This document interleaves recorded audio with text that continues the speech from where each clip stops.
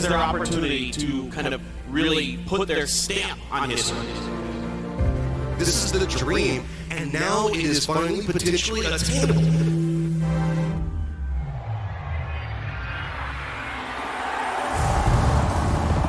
Я думаю, что мы морально задавили вчера 17-х. В EU, в принципе, мне кажется, слишком большой отрыв для того, чтобы догнать нас. 我们肯定会再次夺回这个第一。我觉得，就算现在表现得再好，但是他也只是领先了我们只有几分的分差。我觉得我们还是会站到最后。There's no real strategy for us going into the last 5 games. We still have a chance to win, and I will do everything in my power to win. 只有冠军才会被别人记住，但是第2名永远不会被所有人记住。这次我们会夺冠，让所有人记住我们17战队。Хочу сказать остальным командам, можете даже не пытаться. Победа на оскорблений.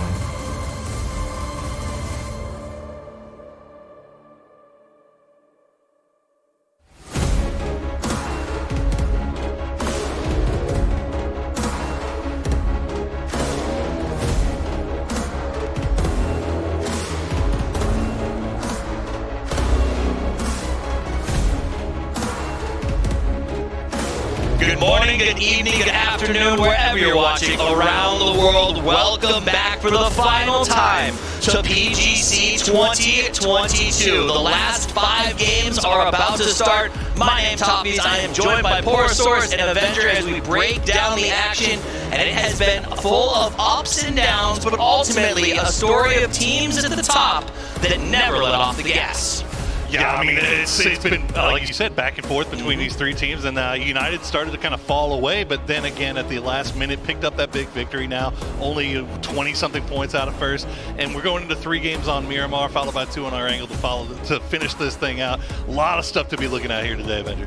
Yeah, and now that we are playing the 3 games on Miramar, it's looking mighty fine for Twisted Minds. They're in the lead, and they are the best team on Miramar, both in the grand final and all the games leading into it.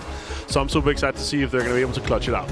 Let's see if they clutch it out. They have a lot of games left to play, but there was a lot of games to get them here in the first place. It all started at the very beginning of the month with the group stages, and they had to fight their way tooth and nail through. Some came through the winners brackets, others came through the grand survival, but ultimately the big 16, the best and brightest the world has to offer, are here on these stages today. They've had 3 days to set their scores. There's no excuse. There's been plenty of time to make those moves, and we've seen some big teams at the top. Like you guys brought up, it is a Miramar heavy day, so teams that thrive in the desert will be doing well today, but it is still anyone's. We learned that the circles make anything happen, Poro. Yeah, and not only that, we're down to brass tacks at this point. I mean, these guys, they're great. They're all fantastic players, as you said, but now it's about that sheer force of will, right? How much you want it, how much your team is ready to take it, and look at that prize pool. That's just part of what we're fighting for. Absolutely. Here. It's fighting for the honor. It's fighting for how hungry you are, but it's also fighting for how well you eat later, because $600,000 up for first place, as well as some prizes from Lenovo, our partner here. Each winner is going to be getting themselves a laptop, a mouse, a headset to go along with that big cash prize. And most importantly, perhaps, Martin, the bragging rights to say in 2022 they are the best. That is what a lot of the teams, they have their eyes on, the bragging rights, the naming rights of global champion. Yeah. So as we look at the leaderboard, let's remind everyone of where we sit. Twisted Minds, perhaps the smartest team in PUBG, is in the lead at 140. Batulin's calls have been outstanding. 17 Gaming, led by Show, having his last act. He retires at the end of 5 games today. Would love to do it with the championship. E-United, the young guns of PUBG from North America, are on the chase. They tweeted this morning, Poro, first place or last place, nothing else. That's very Ricky Bobby of him. I like it. But look, Twisted Minds, as you said, I mean, it kind of goes counter to their team name, right? But they are some of the most brilliant strategical minds in this. But can they do well enough on Miramar to fight back the storybook ending for one of the most storied Chinese players in show? Yeah, honestly, how everything has been so far and how they've been playing, all the statistics say these guys are going to take it home. They've played in the grand final for 12.6 points per game.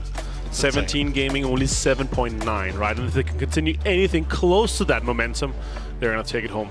And I'm going to be honest with you, I walked in here when they opened the stadium for teams to start practicing. The 3 teams in the chairs, ready to start at the dime drop, was United, Twisted Minds, and 17. These guys know they're on a hunt. Yeah, absolutely. I mean, they know what's at stake here, and that's the other thing, right? Is you know, once you get to this point, you get to these last 5 games, you can look at all the stats in the world, and you could kind of come up with any conclusions that you really want to make.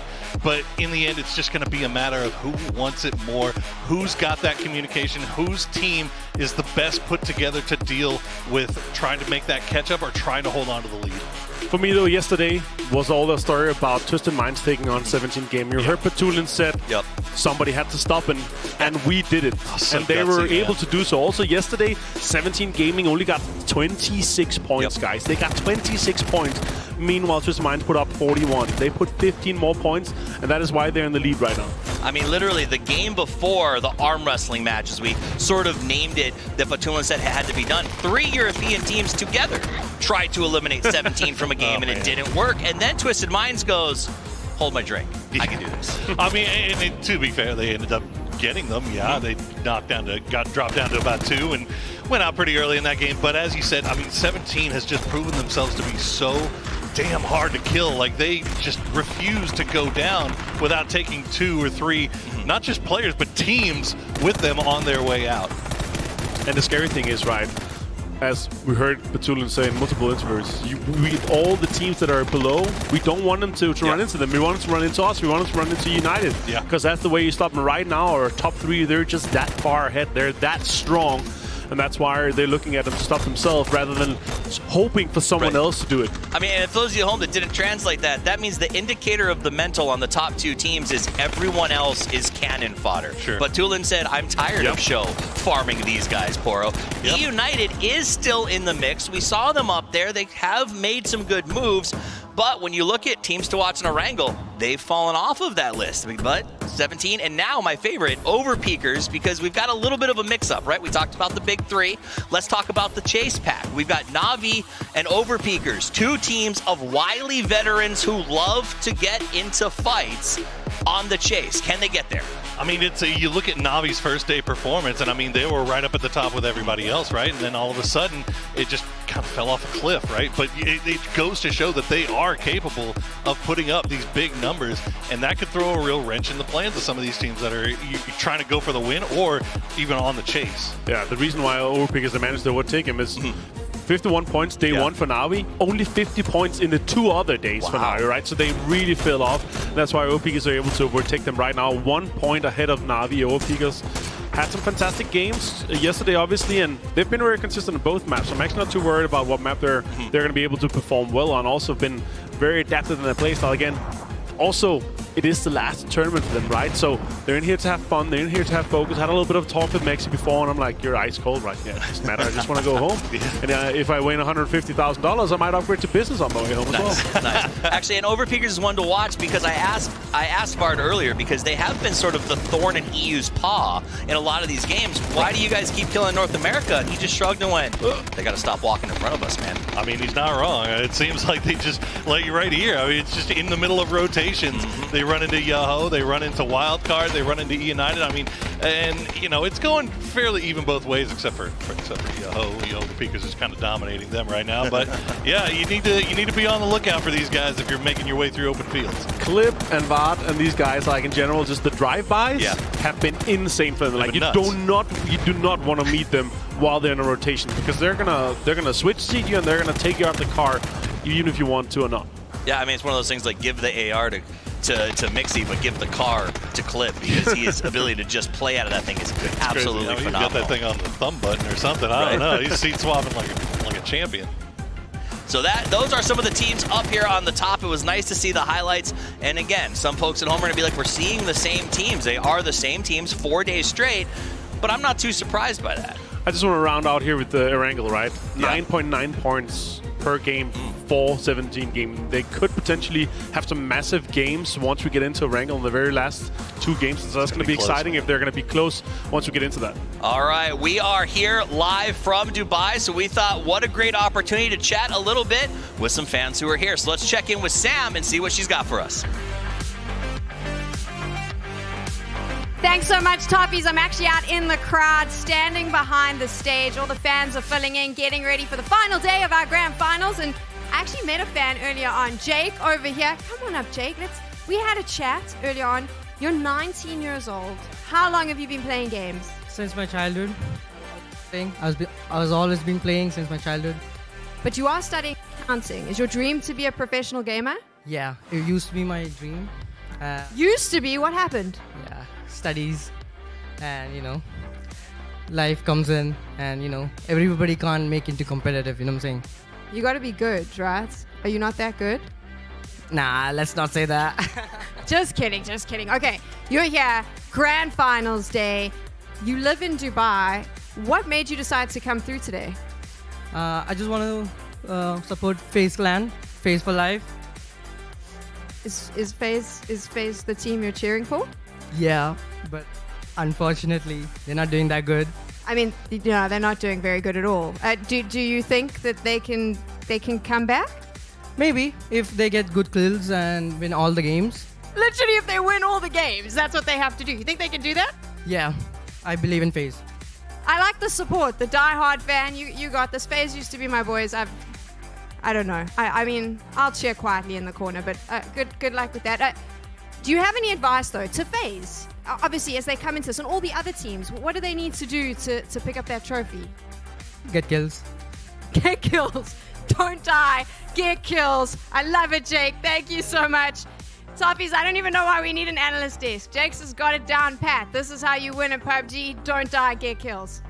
Why he never went pro with his understanding Those are of just the facts deep sea. right It there. is. Get kills. Like, if you ask any pro at the end of the day, shoot heads, man. If you're in 14th place, all you got to do is get kills and win all 5 games. Absolutely amazing strategy, and I'm sure that's exactly what FaZe Clan is going to be running for here. Good to hear from some of the fans out there as well. It was. I love to see the undying support out there. I still think he throws a better FaZe sign than Fraz ever did. That's true. Let's take a look at the fantasy leaderboard and where the players are right now. Now, Poro, up at the top is a gentleman that you and I both pinned our hopes on when it came to our fantasy league. Sure did. And you know what? He's doing his best.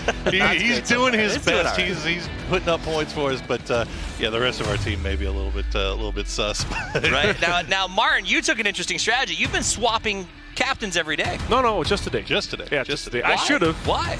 Because again, I was looking at the points that the teams are able to put on Miramar and Wrangle, right? So if you're playing 60% of the games that you're playing is on one map, I want to look at that, right? So that's also why I'm up here. Only 4 points behind Synox.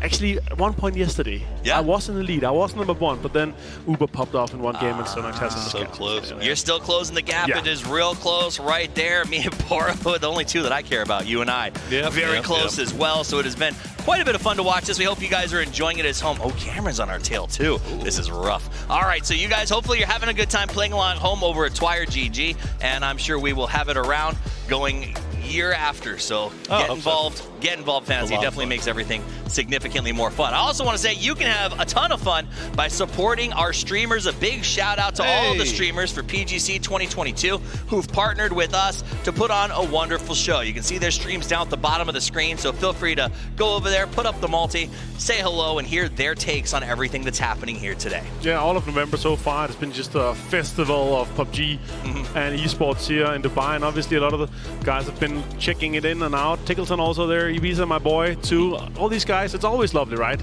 Even if you're not able to get to the event, some of the people that are out there watching, they're the kind of pro players that have been playing in your PCS and stuff. They're also looking at it, they're having these watch parties, and they're giving kind of their point of view of, all right, how could that have been done? How would we have done as a team?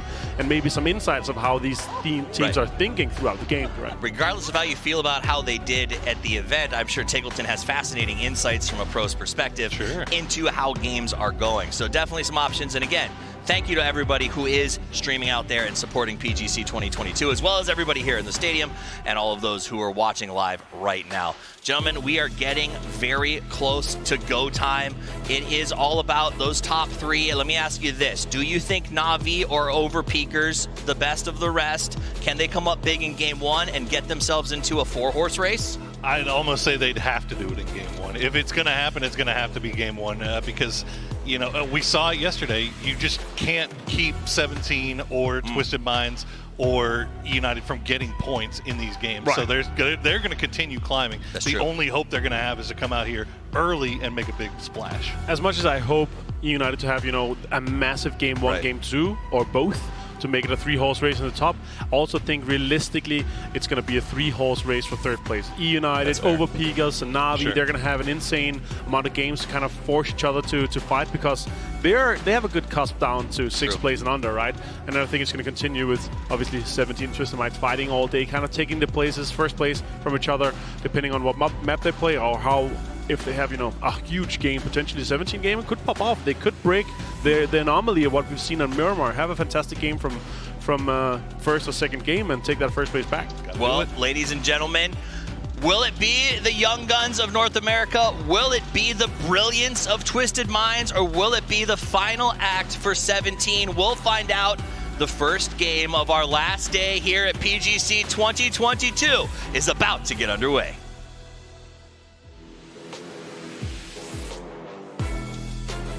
안녕하십니까 배틀그라운드 e스포츠 팬 여러분, 크래프톤 대표 김창아입니다.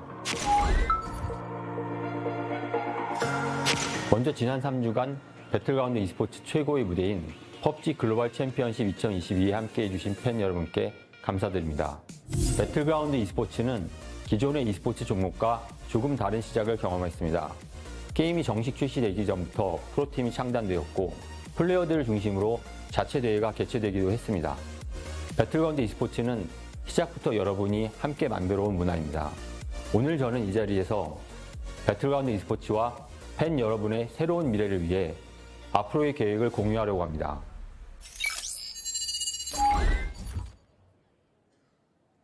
이전의 5년과 마찬가지로 앞으로의 5년 동안 일어날 배틀그라운드 e스포츠의 모든 변화의 중심에는 팬 여러분이 있습니다.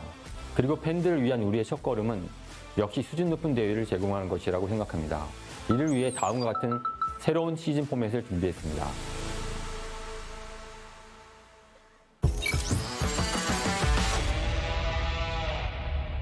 코로나19로 인해 수년간 오프라인 대회가 휴식기를 가지면서 팬 여러분께서 많이 아쉬워하셨는데요.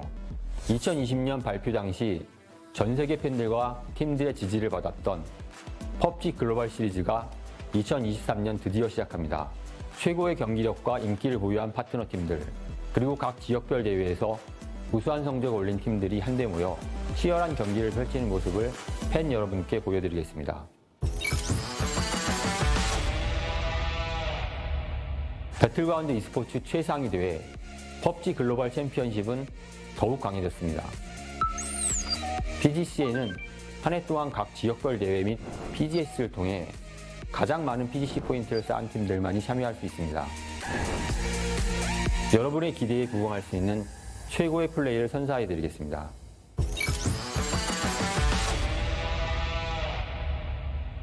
배틀그라운드 e스포츠 국가대항전 PUBG 네이션스컵이 많은 팬 여러분의 성원에 힘입어 지난 6월 3년 만에 여러분 곁으로 돌아왔습니다.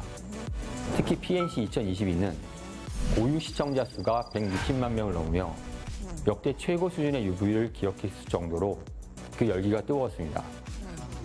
PGC와는 또 다른 재미를 선사하는 PNC가 내년에는 어떤 장소에서 어떤 스토리로 Так, ну что, добрый вечер. 지켜봐 주십시오. Добрый вечер, господа. Я, в общем, покушал, наконец-то. 두 번째 키워드는 동반 성장입니다. Так, 우리는 как бы тебя получше разместить-то? 즐겁게 참여할 수 있도록 Ладно, пока там субтитры есть, пока оставлю себе здесь. Так, ну что, игра, в принципе, должна уже вот-вот начинаться, наверное. Сейчас нам пока что-то рассказывают. 진심으로 감사드립니다. 우리는 이제 진정한 조력자인 여러분을 위해 특별한 혜택과 새로운 자격을 부여하는 글로벌 파트너팀 제도를 시작합니다. Что-то очень интересное рассказывает. Добрый вечер, я диспетчер. Добрый. Так. Что там, псина идет, не идет? Где он там?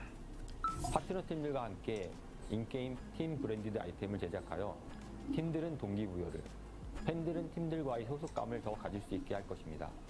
또한 해당 아이템 판매를 통해 발생하는 수익은 파트너 팀과 함께 나누고자 합니다. 두 번째 혜택은 PGS 슬롯 보장입니다. 파트너 팀들은 2023년 PGS 참여를 보장받아 글로벌 무대에서 기량을 뽐내고 보다 많은 팬들과 소통할 수 있습니다. Что нам такое рассказывают, я не понимаю. 글로벌 파트너 팀 제도는 2023년 Про командных партнеров? 갱신될 예정입니다. 모든 팀들에게 열려 있는 만큼 팀들의 적극적인 참가와 팬들의 성원을 통해 파트너 팀 제도가 정착하기를 바랍니다.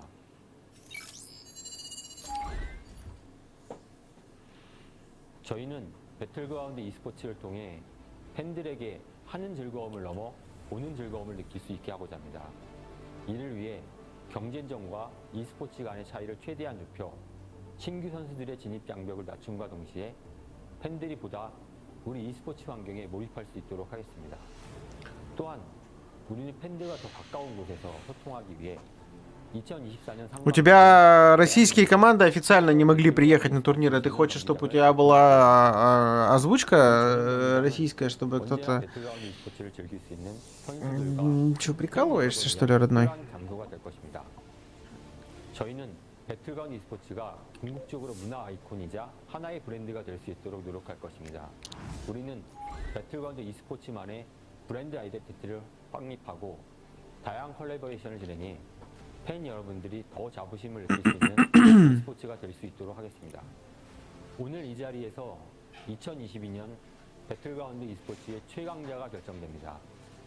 2022년 PGC는 오늘 영예의 챔피언 경쟁만을 남겨두고 있지만 배틀그라운드 e스포츠에게는 아직 더 많은 도전이 남아 있습니다. 과감한 도전, 생태계와의 동반 성장, 그리고 더 적극적인 교감을 통해 배틀그라운드 e스포츠 팬 여러분께 최고의 자부심을 드릴 수 있도록 노력하겠습니다. 이제 최고의 무대를 Единственное, можно было включить на ютубчике с русскими субтитрами, наверное, без проблем. 언제까지나 여러분과 함께 할 것입니다. 감사합니다.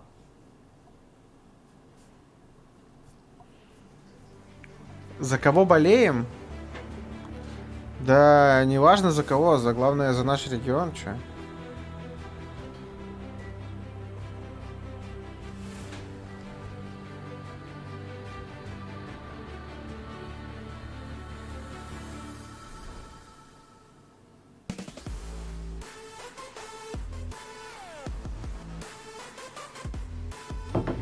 Спасибо, Мария Викторовна. Опа!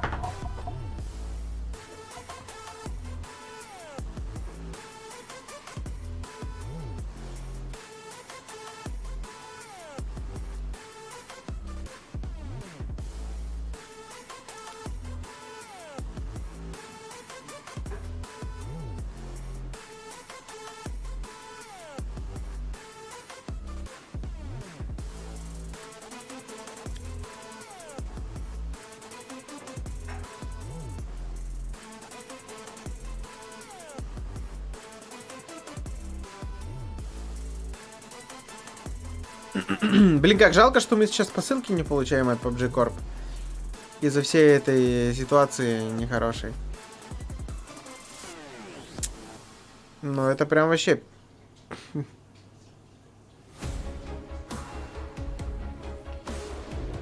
Эх!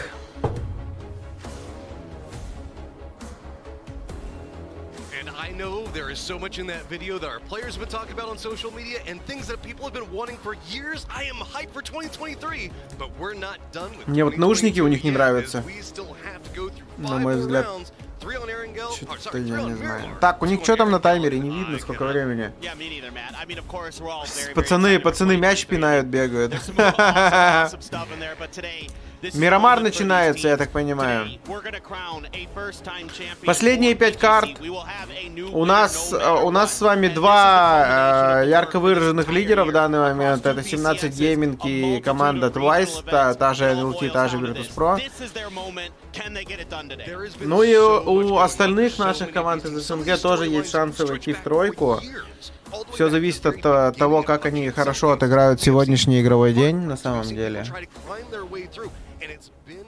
Так что...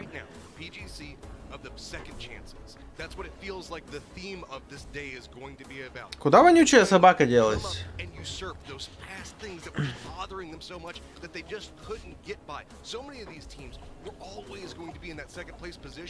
Now, finally on the global stage, have a chance for first. Yeah, exactly. And the two teams that you're looking at more than any others are Twisted Minds and 17 Gaming. Two teams that have always been close. But так, ну что, я так понимаю, игра начинается. Really interesting storylines to get into, of course, and I think we have some really exciting games. No doubt about it. Like you said, Matt, it's Miramar for game number 1. Получается, у нас сегодня 3 Мирамара и 2 Эрангеля. Интересно, интересно. Хоббит сразу же выпрыгнул из самолета, видимо, за автомобилем. Они в чё, кобру, видимо, летят лутать?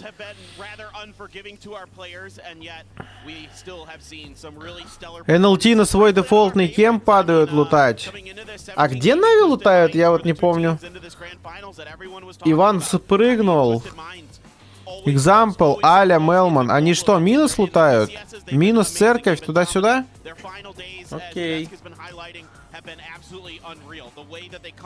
Им там хватает машин? Иван помойку летит? Цыганку вроде? Туалеты самые последние, единственные из самолета выпрыгнули. С кайфом вообще.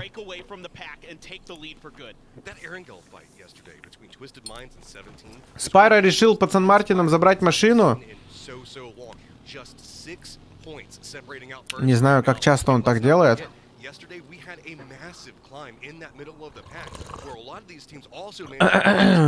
У них там обычно и так, ну, с большим шансом 2 тачки спавнится. Total kill. Адоус 25 киллов сделал? Адоус 25 киллов сделал? Коэмов вообще не видно было. Когда он успел? Во второй день, что ли? Потому что первый день там совсем провальный для Коэмов был. Talk about 17 and their kind of history, a team that's been around since day one. You know, the basic global summit, I mean, у нас 5-6 строчку занимают Нави и Коэмы с минимальным отрывом. И 1-я и 2-я строчка это НЛТ и 17 Гейминг. 17 Гейминг очень сейчас уверенно играют, так что на самом деле, мне кажется, будет интересная заруба. Вот вчера в последних играх что-то 17-е решили НЛТ то ли законтестить, то ли специально убить, то ли чего, что оторваться от них побольше, то ли случайно они к ним приехали. В общем, такой файт у них там странный получился, в котором НЛТ вышли победителем, но как бы не особо много им это дало. 3 поинта они забрали, а потом на ротациях в 3-й или в 4-й зоне там подохли. Так что, блин, практика показывает, что эти контесты, они плохо заканчиваются, особенно когда ты долго стоишь за зоной, файтишься. Там просто команды слышат этот файт и ждут тебя, когда ты в зону поедешь. Ты же все равно куда-то поедешь. И вот они тебя ждут, чтобы тебя закрыть. И в большинстве своем у них все это получается, блин. Так, а я на самом деле забазарился и даже провафлил, куда там зона прокнула. Хотелось бы, наверное, еще раз посмотреть на большую карту, чтобы понимать. Ну, ликвиды едут куда-то выше, значит, возможно, зона под коброй. Частая зона там бывает. Хотя, блин...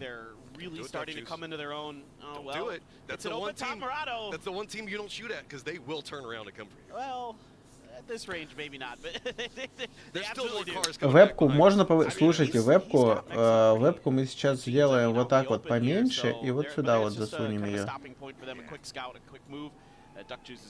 Оп. Или вот сюда вот могу засунуть ее. Такая маленькая вебка вас устроит? Absolutely frazzled as the day goes on, so that's okay. I mean, again, you don't take any armor damage on that, so you're just one knock in. That's the worst part. Just slows you down enough. Ну это Эльпоза. Плюс-минус Эльпоза центр получается, может чуть правее.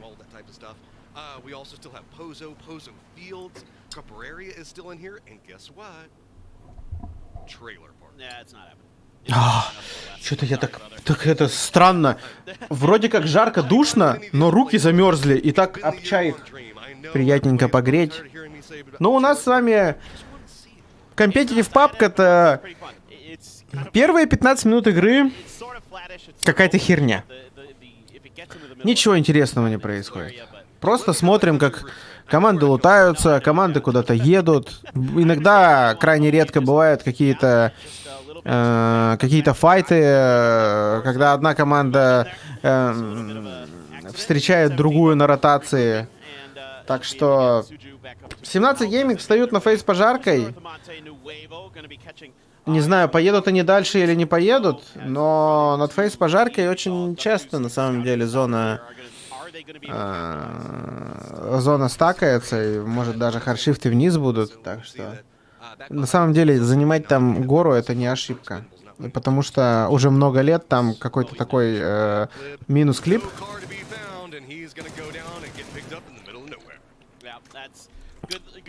Минус клип. Ну тут он так и так бы умирал, наверное, даже если бы каким-то чудом спалил пацанов. Много лет там уже скрипт. Туда постоянно прокает. Плюс-минус там ограниченная зона. Да, думаю, 17-й, но надеюсь, с нами... Ну, на самом деле, вот вчера файтились 17-е и Твайсы, и такое ощущение, как будто НЛТ выглядит увереннее. Так что мне кажется...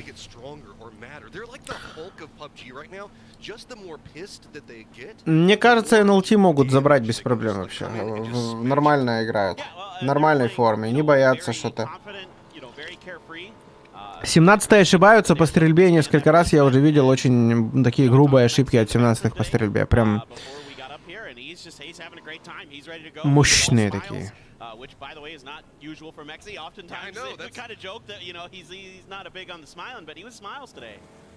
Please tell me it wasn't talking at the stalls. That's like against man code. No. Okay, good. So washing the hands, always fine, right? Yes. Well, now we're going to be looking in a slow, steady circle that's going to be happening right now, as it looks like FaZe, Entropic, TMA, and Wildcard are going to be our late rotators into this one. No surprise. High ground, vision for days. There's a reason he's up here, and you can see everything. He's just like full-on Simba, everything that the sun touches. Yeah, the original mountain goat. This is his mountain. Yeah, everything the light touches. Well, which is a lot on Miramar, as it turns out. So he sees it, and I mean the way they've been playing, he can. Так, смотрите, нам показывают с вами призовой фонд. Получается, первое место у нас $1 миллион, а второе место уже $500 000. И вот с третьего места уже на уменьшение не такими большими суммами. А первое, второе, третье — это все в 2 раза. Блин, ну прикольно на самом деле. Неплохие такие призовые, честно говоря. И у каждой из команд, по крайней мере с нашего региона, есть шансы залететь. И вообще полностью... Если 17 гейминг сегодня вообще не смогут нормально сыграть, допустим, пофантазируем, то и Нави, и Коэмы могут быть, и Твайсы первое, второе, третье место. А? Прикольно было бы, прикольно.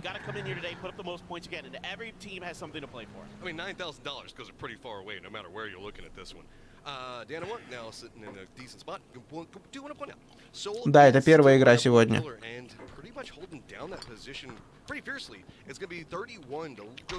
А Джуси, я смотрю, ты эксперт? Ты абсолютно не прав.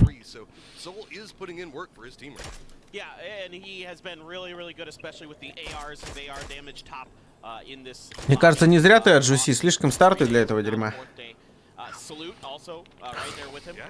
In terms of damage, Salute doesn't have the same amount of kills, but this is a steadfast duo for the last 2 years for Donawa.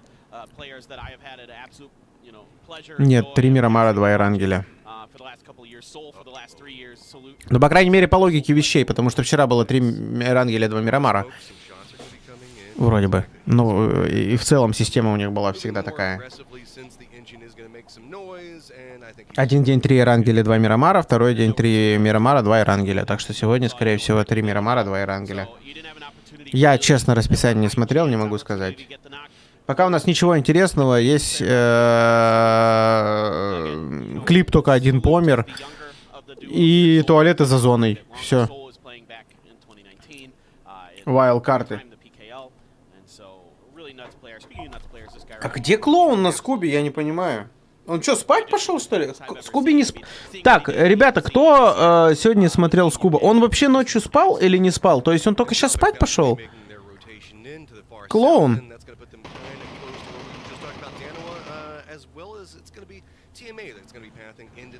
Notice the fact that Wildcard is going to be coming into the far west of this circle. Circle is going to pop and uh-oh.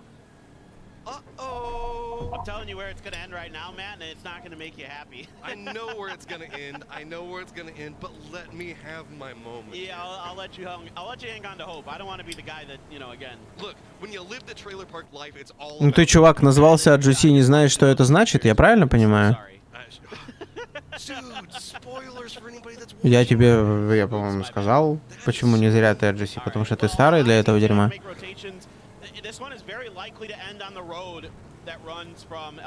Видимо. Либо мелкий. Но твоя аналитика, она такая себе. Но абсолютно необоснованная, абсолютно неправдивая. Что значит тактика НЛТ отсидеться? Что за бред вообще? Ты игры-то смотрел? Ты за командой-то следил? Ты как стреляют ребята видел?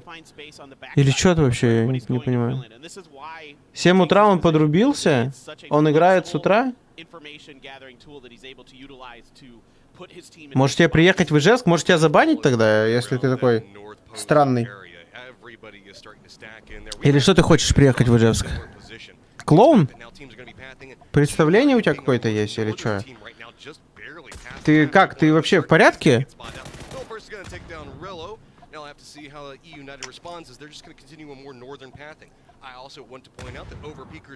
Чел что-то странный какой-то.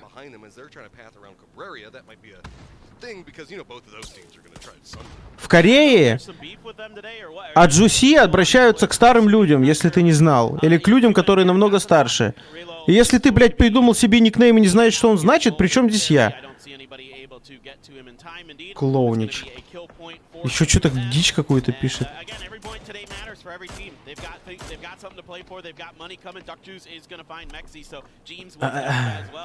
The overpeakers struggling to find footing in this early game. Yeah, now just down to 1, and it's going to be Vard, and it looks like Duck Juice knows exactly which building that he's going to be in. So moving in, looks like he just wants to make sure that no flushes are going to be coming in.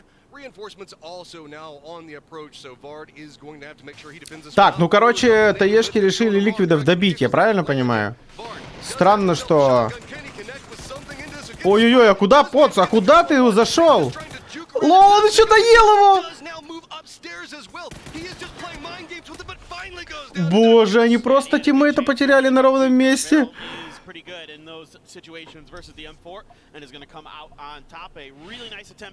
I like the idea here. Start with the sawed-off shotgun and then immediately hide in the corner. Caught 7-7 completely off guard. Able to find the flush. Yes, TE has 4 kills, but at least OP was able to scrape a point out of that. And that's 4th place, already down this early. Navi just 2 points back behind them. Question mark, you saw doing some harassment second go into E United. Potential now for a couple of these teams to start trying to do some more of that climb. It is going to be tooth and nail. Everybody just scratching and scrounging for every single point today. Yeah, no doubt. Again, it's all important. Everything matters here, so, you know, I don't expect to see just kind of doing things that... Ну, короче,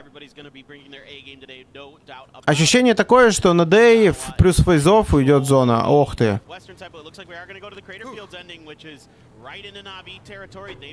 Неплохо.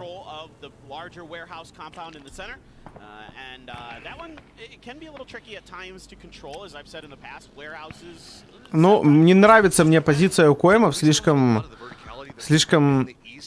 легко их там убивать на самом деле. Посмотрим, влетит ли кто-нибудь к Нави. 17 looks like they're trying to regroup right now. FaZe is going to be to the south of this, but Wildcard playing this one aggressive. Nate bounces really well, and Greg shot gets him. Ой, 17-е посыпались, хорошо. Причем от кого? От вайлдкартов. Ну, слушайте, для NLT это хорошо. 17-е остались вдвоем, при этом посмотрим, куда они приедут.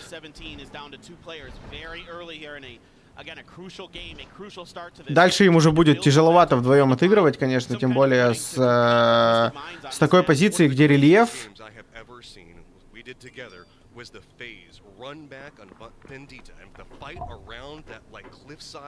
That was going to be to the west of it, and specifically in the north. We have that same potential thing that's going to be happening around where we see this crater come into it. We have a lot of the teams that are now starting to play on the outside. And we're going to get contained fights all over this map.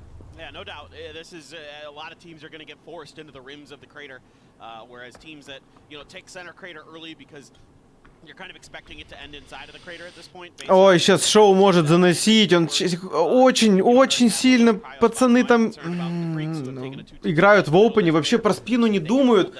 Ну как они так? Сейчас просто -2 может быть у КУЭМов. При том, что пацаны ведь стреляют хорошо, и это если они не заспотают их, то... А они сюда даже не смотрят. Вы посмотрите, они втроем выходят туда. Ой, ну это хорошо. Это хорошо, что чувак зафейлил.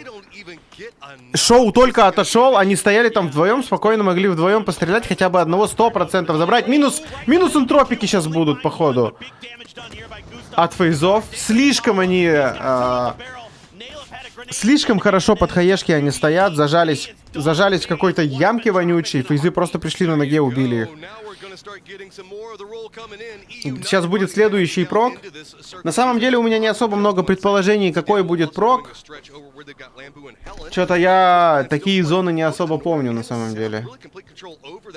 Ну вот такие помню. Вот такие мы кучу раз играли. Но они были немножечко...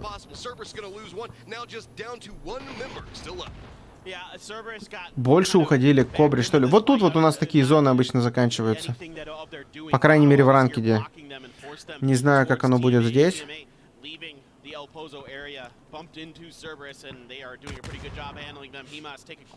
Нави потом выезжать надо будет, я думаю. Хз, там какие варианты прока. Сейчас посмотрим. Ну, Химас тут должен умирать. Тут вопрос времени. И Донава еще может немножечко подформить, ребят. Так, что там у 17-х? Если собьют колесо, то это ГГ. Это на этой тачке без заднего колеса там вообще жопа. Ну, все, 17-е, скорее всего, приехали.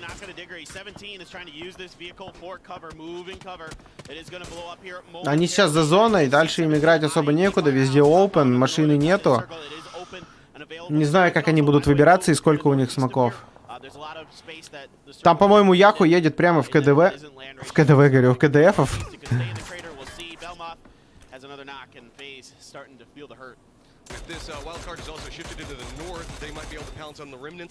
А, ютубчик, не забывайте лайк воткнуть.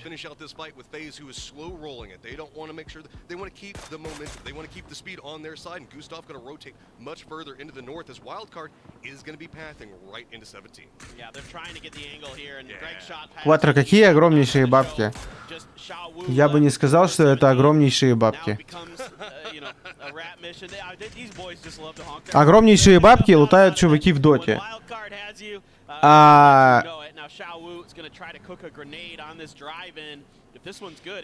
А это не огромнейшие бабки.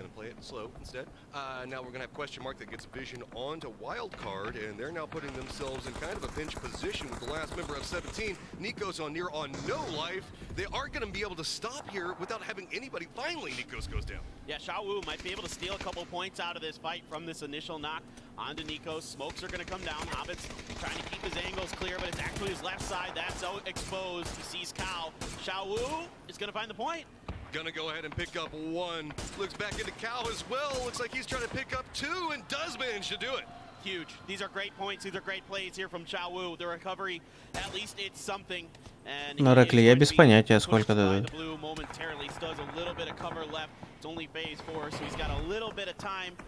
Ну вот видите, Коэмы в итоге там наполучали с нескольких сторон.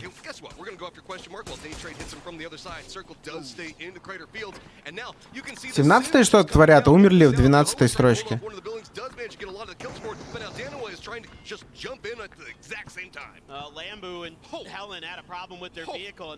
У Нок есть один. Но они тут без проблем ресуются.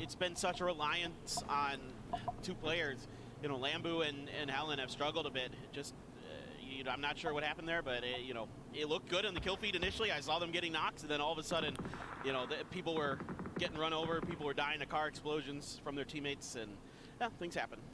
Got to give respect to Yoho for holding that. That was just two members that were in that position, and both of them managed to survive. Day Trade still making their crunch in onto question mark, and still winning race right now. Do want to point out that we still have Adam back behind this one, as 17 did get eliminated just a second ago. Twisted Minds is playing into the east, but they have a much harder path into the circle. Yeah, this is going to be tough for Day Trade. With Flash at least getting underneath, maybe Adam can get some help. Those are big knocks there from Flash as Dante attempting to be rezzed here by a doozy. The res does come through a Flash. Коэмы разрезаться даже смогли. Смотри-ка. Oh, a doozy just looks back in. He's going to go down to Poochills, and now the exchange is going to continue. Just Poochills and Flash. Ай-яй-яй-яй! Dante, good spray coming out from Flash. Минус Адоус, минус Данте, тут уже точно их сожрут. Кто там у них один на ногах остался?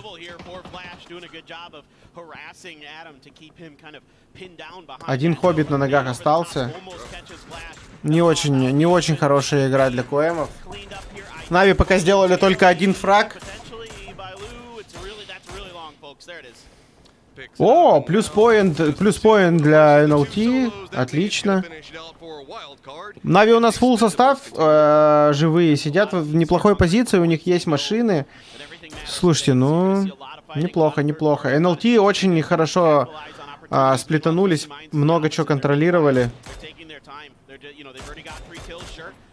Хоббит без колес, наверх, походу, не подымется, он просто скатился вниз куда-то в ЛГшку. Moving into the north, hearing all of that, they realized tons of weakened teams, instead making the push down into the fields, which was just going to be death, let's be honest. Cutting into that area is just, you're not going to survive it. So instead, see if they can pick up some more kills over here as they were just kind of scavenging whatever was going on with Noxus. Hobbits is going to find himself and having a really bad day in a second. Yeah, this is pretty interesting for the teams that are in the center. If it does shift back towards them, towards the crater fields, can they lock these compounds down? Can they prevent teams from making those crashes? Yahoo is barely on the edge of all this. They've got a ton of cars that are saddled up next to him, and yeah, it's going to center up right on top of. Яушники хорошо тоже. Ну, у них, правда, будки дырявые, просто отвратительные на самом деле. Но сейчас NLT будут закрывать полностью весь свой край, и там они еще могут поиграть. А вот Яху и КДФы, наверное, уже будут отправляться в лобби. Хотя КДФы там еще в какой-то сраной будке могут посидеть. Но Яху там уже только кражить куда-то. И при этом по ним будут стрелять все на карте. Хоббит умирает от флеша.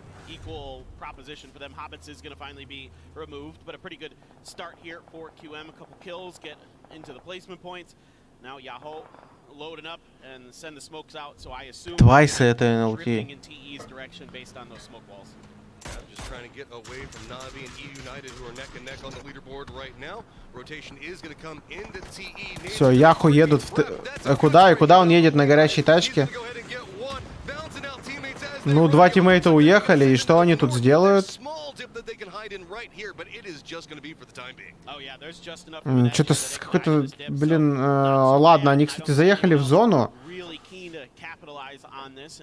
Неплохо. Заехали на краешек, и, в принципе, даже на этом краешке они могут как-то поиграть. Ну, окей. They had to move, you know, they either had to crash or try to find another position. They're going to try to play for a deeper run. Now it's Day Trade's turn.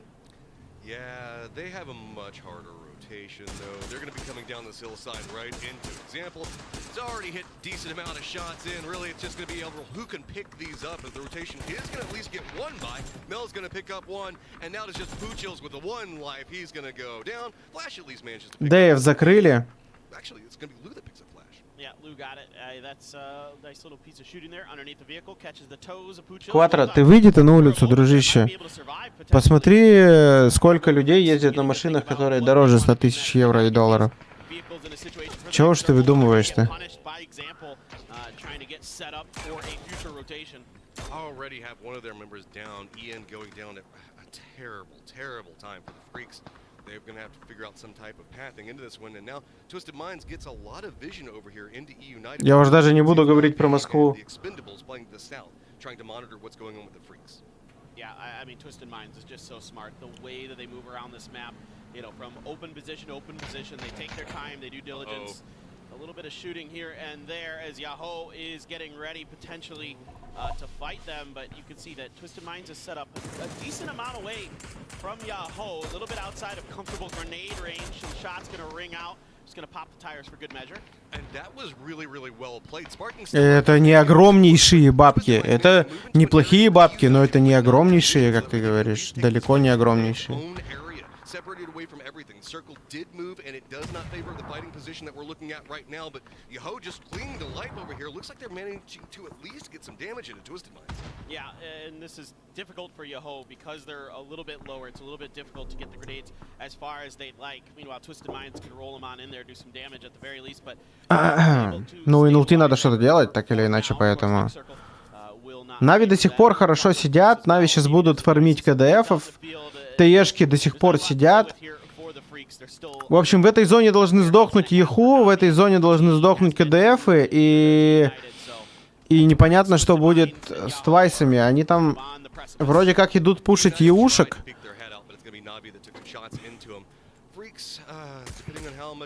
Они, наверное, сначала убьют Яху, а потом уже видно будет. Нет, я не с Краснодара. Back over in the northeast, it's going to be Twisted Minds still looking into Yahoo's position. They have got to be focused in on this. Neither team capable of moving yet as the blue is right back behind them. But that does favor Twisted Minds' positioning. As you can see, it is going to be Yahoo with their backs right up against it. Throwables coming out. Predictable locations. There's just not too much they can do. Already going to lose one. There's the second. Yeah, just great hold here from Twisted Minds. Just were patient, and like you said, it was predictable where they were going to be coming out, and they had saved some frags for that opportunity. Meanwhile, another knock onto Ian. That's two in the back for the Freaks. The blue right on. Так, вопрос в том, что сейчас будут делать НЛТ. У них сейчас все плохо. На самом деле, у них есть машина. А у них там есть рельеф еще, где поиграть, или что, я не понимаю. Почему никто, кроме Нави, не контролит КДФов? Это же фрифраги, а вот ТЕшки начали стрелять по ним. Все, КДФы закончились, и только один фраг достался Нави.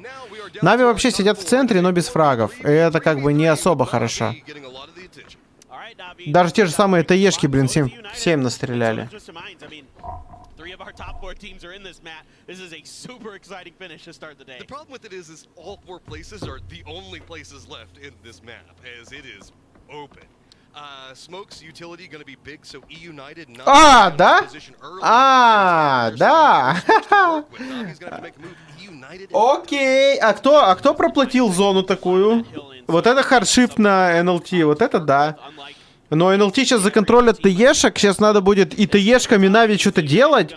ЕУ и NLT, конечно, блин, вообще с кайфом.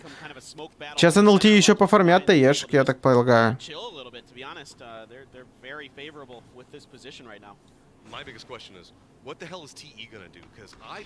Ни хрена себе прокнуло, а? Вот ТЕшки поехали, первые решили ехать, но походу это такая сочная ошибка. Теперь у NLT просто огромнейший кусок освободился для того, чтобы поиграть.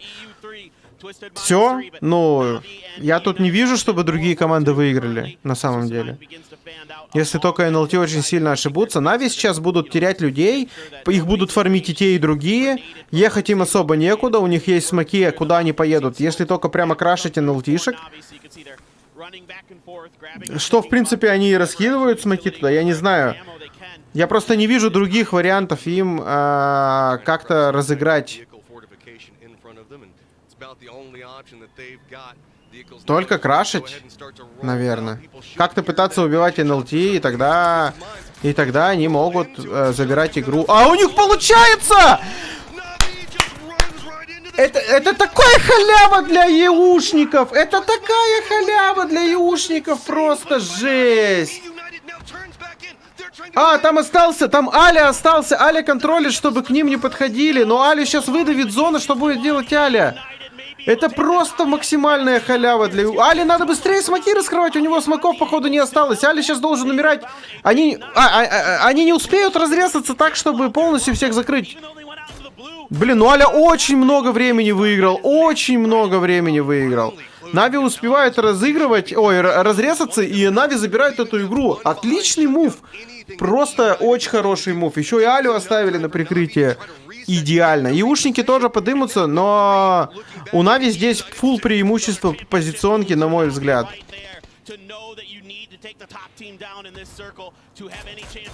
И Аля еще всю инфу сейчас дает Навям.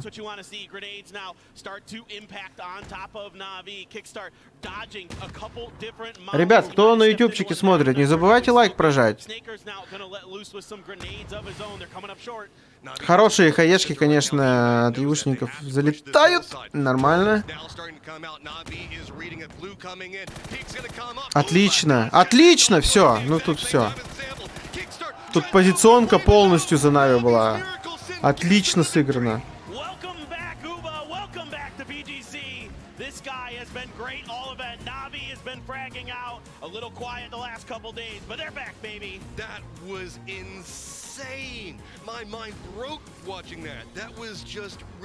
Сочная финалочка получилась.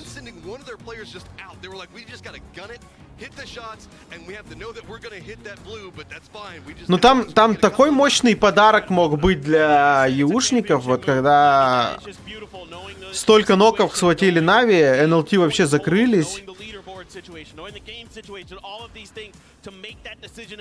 Аля там много грязи сделал, очень хорошо задержал.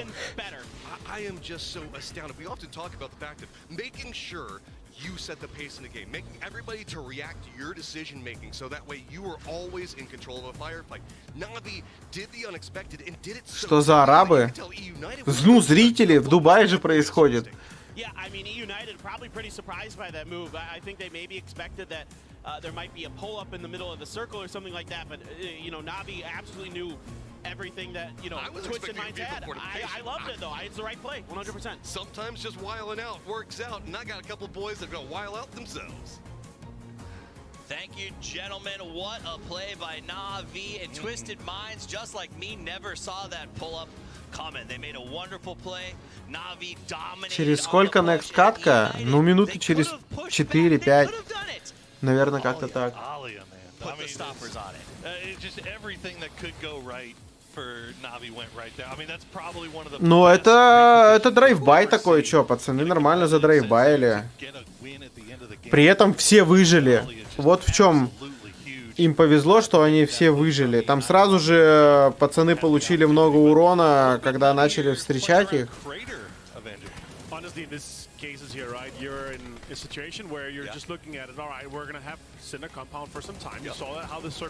Я так и не понял, а где урод на скубе, блин? Он что, реально спать ушел? out of it, I would love to see United push a little bit earlier. They were running on it, but a little bit earlier. The smoke should have been out towards Alia. I would like to see 2 offensive smokes towards Alia. That would have forced them to move it in different positions. I don't think they knew he was there. No, maybe not. Maybe they should have. They should have expected. Походу реально спать ушел, блин, Клоунякич. Офигеть, и чё мы вечером будем с вами играть во что? Teams that end up being our top 3 in this case here. Navi, United, and Twisted Minds. Incredible game. I asked you at the start of this. We said, can either of the wily veterans? Кроме Нави еще КМ и Twice СНГ. If OP or Navi does it in game number 1, maybe it opens the door, and they do it. This is a team of superstars, experienced veterans. They played the circle the best they could, and when they knew they had to make a play, not only did they take the risk, they got. Чувак, самая первая строчка в описании моего видео, ее прочитай, там написано, откуда я. Я тебе уже ответил на стрим, если ты не слышишь, то почитай хотя бы, блин. Ё-моё.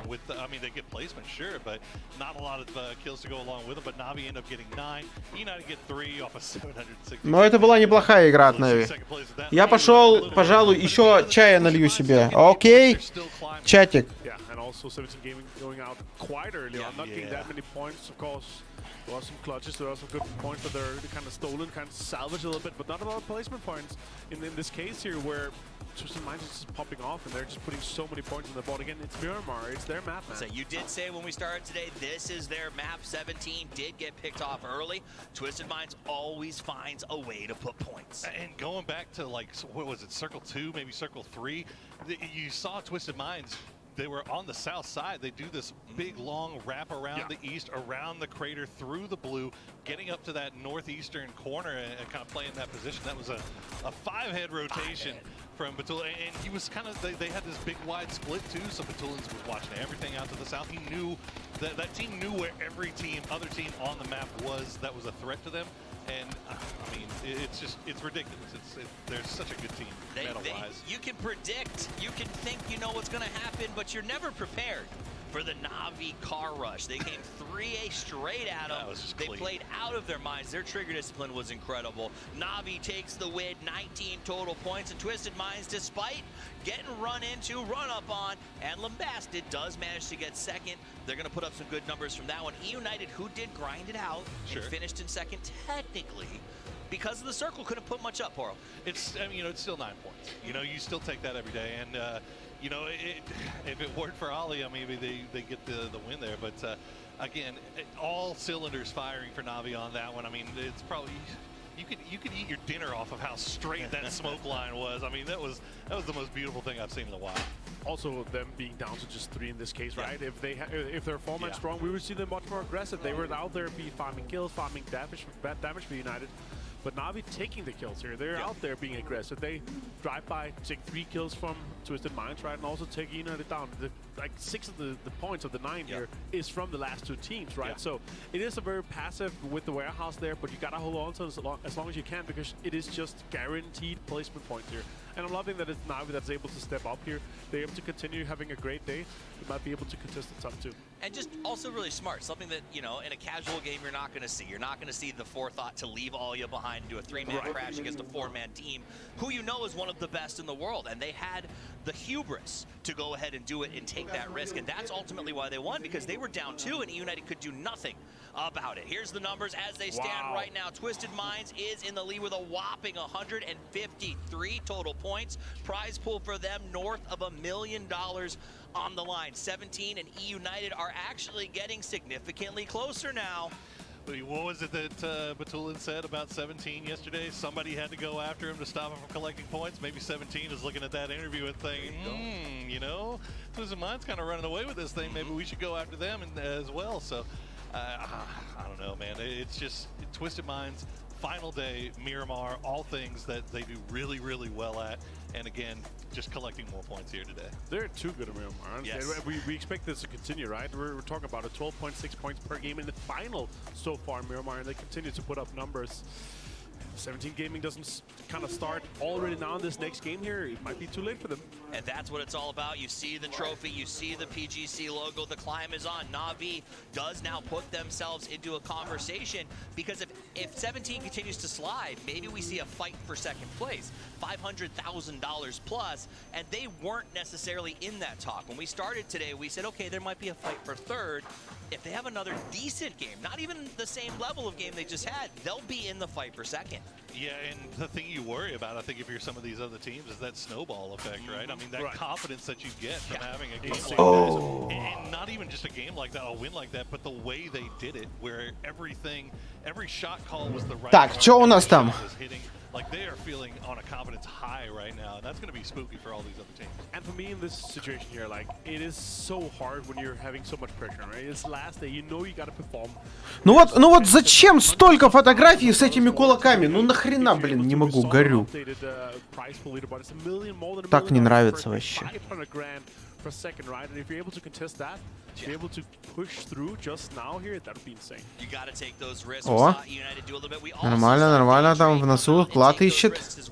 They got a massive kill count and will be making more money because of it. Yeah, they jumped a few places here, like with $20,000 more in just one game. Can they continue to do so? It's like 40,000-50,000. Yeah.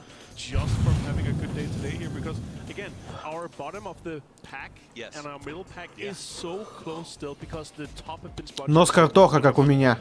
У всех причем.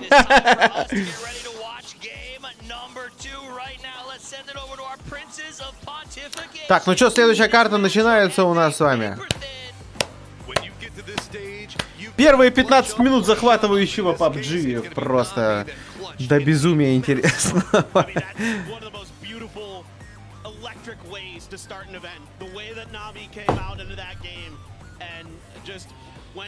Так, что-то фейзы в самом начале прыгают, а где они лутаются? Даже не знаю, где они на Мирамаре лутаются на самом деле. Not only is this team full of insane fraggers, but they're full of big brains. These guys know the situation, they know the moment, they know how to. Кое мы полетели куда-то под лосик.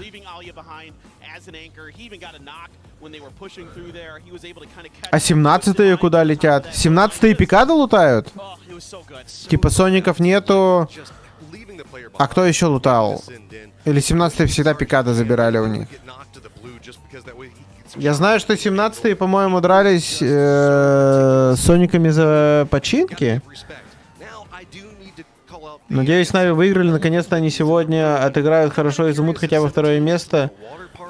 На это шансы у них есть. Но сейчас Нави без проблем имеют шансы выйти даже на первое место.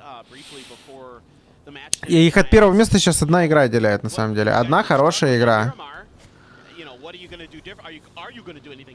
Сейчас посмотрим, какой прок будет, какая зона.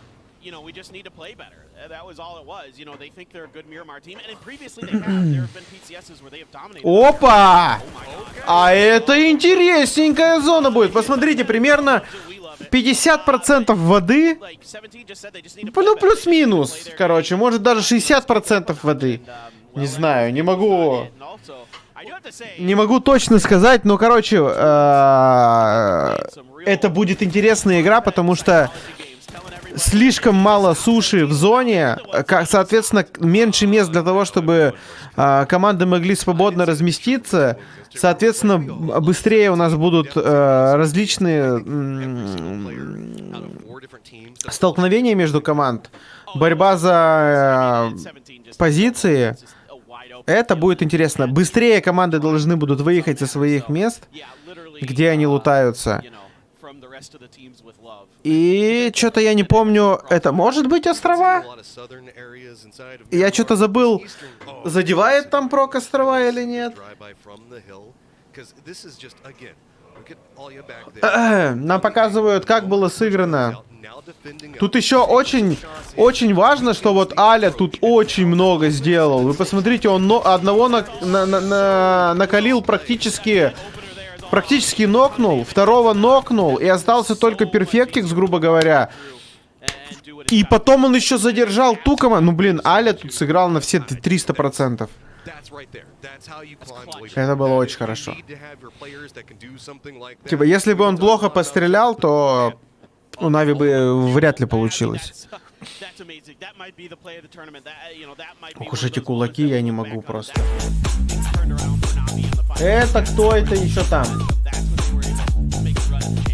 Спасибо за трансляцию. Судя по уровню финала, ты бы картины там тоже не испортил. Хотелось бы еще увидеть тебя на турнирах. Хотя тир 2-3. Спасибо огромное. Так нет тир 2-3 турниров, понимаешь? Ну, как бы они есть, но их так мало, что... Кстати, блин, я же забыл... Я же вчерашнюю строчку забыл вставить. Одну секундочку. Спасибо огромное за поддержку. Спасибо, Владимир. Приятного тебе просмотра, отличного настроения.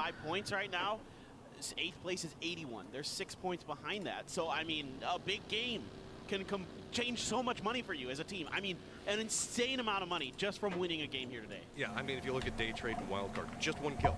Just one kill. That's так, у меня там строчка на скидку. На скидку для коляски. Все, спасибо огромное, Владимир. Ну, не, я уже староват для всего этого дерьма, у меня уже нет мотивации и желания играть и тренироваться хорошо, поэтому...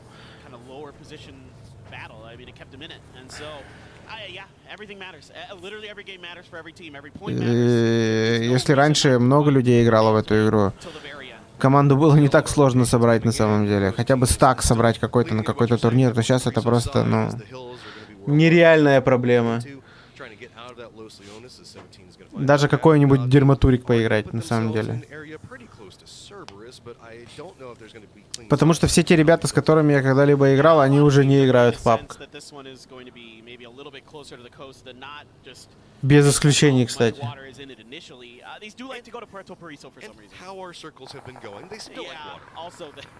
Так что сами понимаете.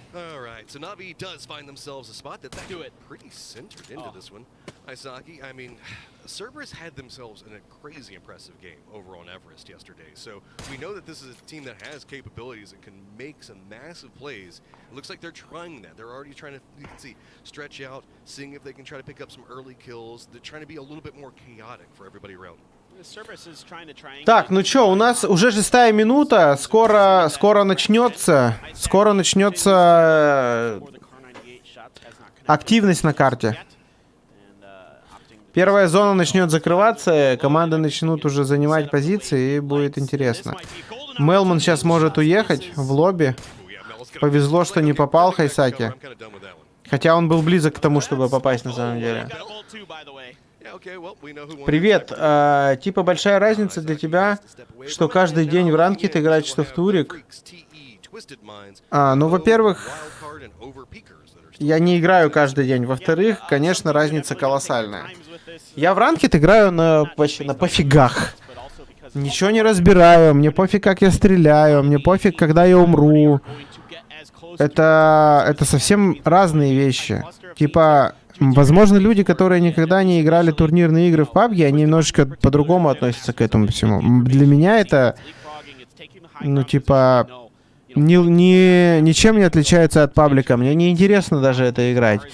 Типа, в свое время, ну, я целый год, наверное, в турнирах принимал участие в различных. Их было тоже не так много, но после этого периода мне просто неинтересно как-то потеть именно вот в паблике, в ранкеде и так далее. Понимаешь, чтобы хорошо играть, чтобы хорошо стрелять, надо каждый день тренироваться. Как хотя бы минимум надо тренировать стрельбу ежедневно. Это, ну, это залог хорошей игры, так или иначе. Так что, если бы я этим занимался, я бы играл намного сильнее. Раньше мотивация была. Да, и на самом деле, сейчас-то я... Типа, уже, можно сказать, сдался. Все. Мне просто пофиг. Я просто плыву.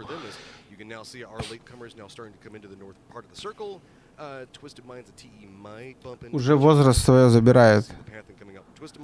Overpeakers coming in from this angle as well. Стреляют на шару. Сам ты на шару. Just taking the road. Sometimes that gas station can be a little bit dicey, but actually I don't think anybody's here. So yeah, you're going to be able to bypass that as there is no traps laid at that point. And 777 just going to use this tall building on the southern tip of Impala to watch Twisted Minds as they look to kind of try to get into the same area. I don't know if they've spotted 777 though. He's really far off away from the rest of the team. Не знаю про продажу шмоток в Стиме. Вернет это людей или не вернет, не имею ни малейшего представления. Насколько это сильно влияет. В первую очередь играть интересно должно быть, а не какие-то шмотки. То есть мы тебя больше никогда не увидим в каком-либо турнире? Почему никогда? Их нету.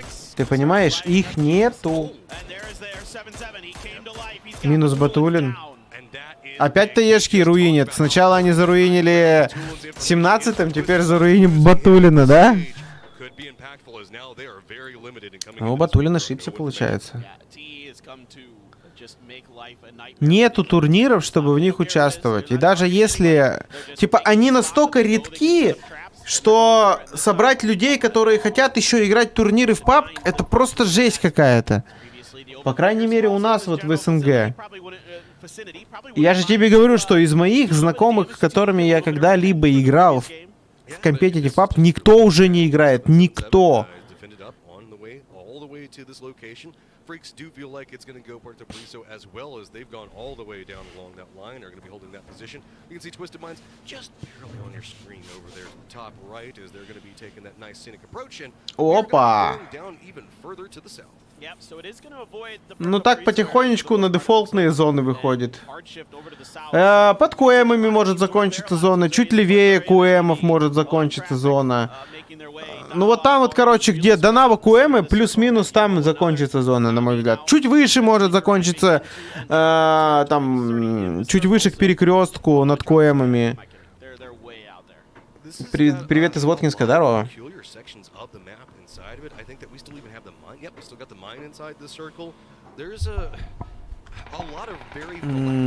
Так, но НЛТ вроде как свободная ротация, должны нормально ехать дальше. Единственное, там КДФы...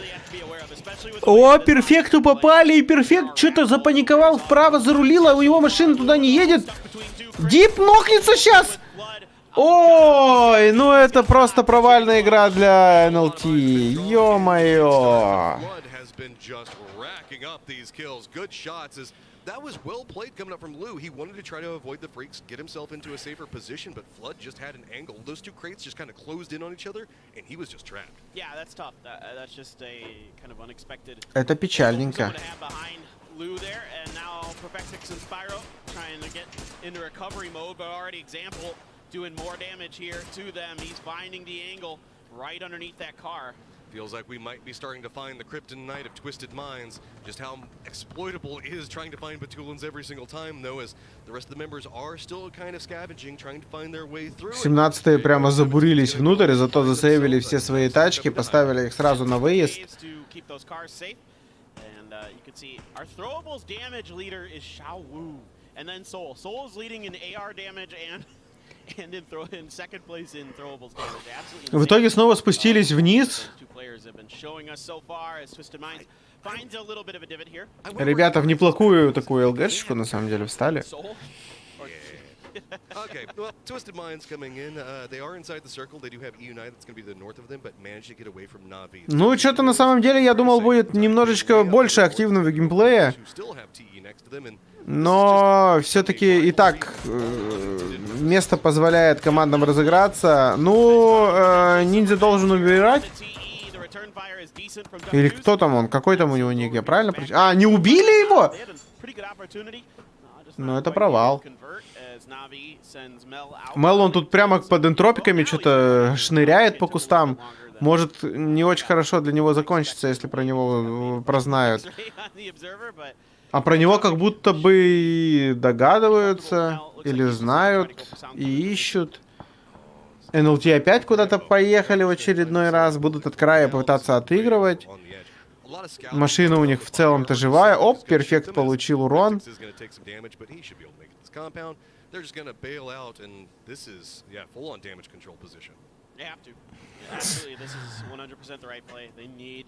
Чувак, у них нет времени лутаться, поэтому кто что нашел из иксов, то и поставил на АДМР-ку.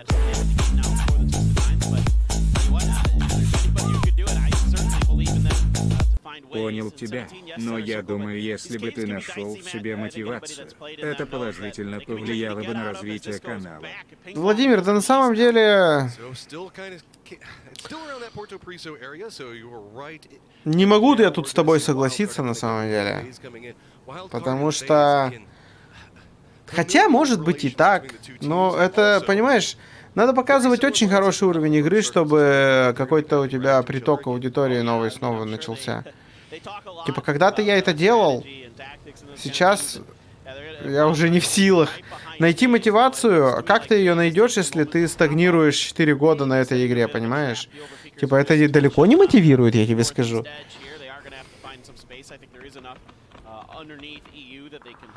Где ты ищешь что-то новое для того, чтобы людей там заинтересовало это. Вообще, в целом, мне как игроку в шутеры, конечно, ежедневная тренировка АИМа, это так или иначе по рецепту, как доктор прописал, надо делать, я думаю. И, может быть, если б я там свою некую даже вот эту лень или отсутствие мотивации переборол, может быть, я бы в любом шутере намного лучше стрелял, чем сейчас стреляю. Хоть и так мой уровень стрельбы, он не особо плохой-то, я бы сказал. Но... Как бы я могу лучше, намного лучше, это точно. Для чего? Не знаю, в моем возрасте уже там о других вещах думают.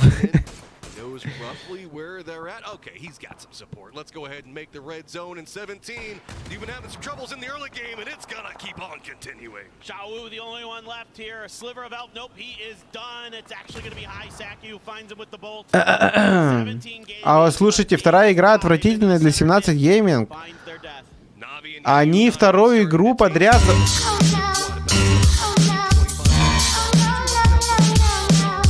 На переднее левое колесо. Ну и чтоб на маму похож был. Просто так, спасибо тебе большое. Спасибо. Ну знаешь, я в принципе был бы не против, если бы на маму был похож. Единственное...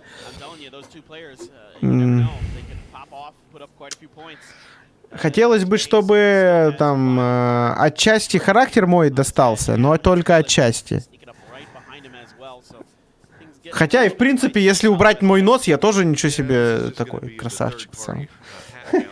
Спасибо тебе огромное, просто так. Спасибо за поддержку.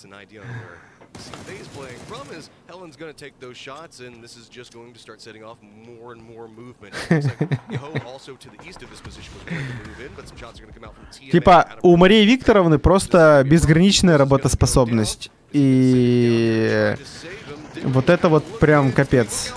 Она такой электровеник. Она вообще может концентрироваться без проблем и делать, ни на что не отвлекаться. Я так могу делать только когда мне очень нравится.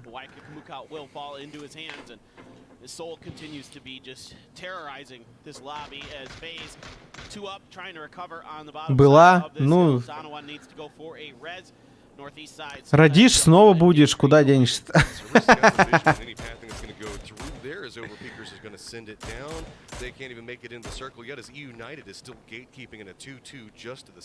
Ну слушайте, NLT минус 2 игрока, 17-е вообще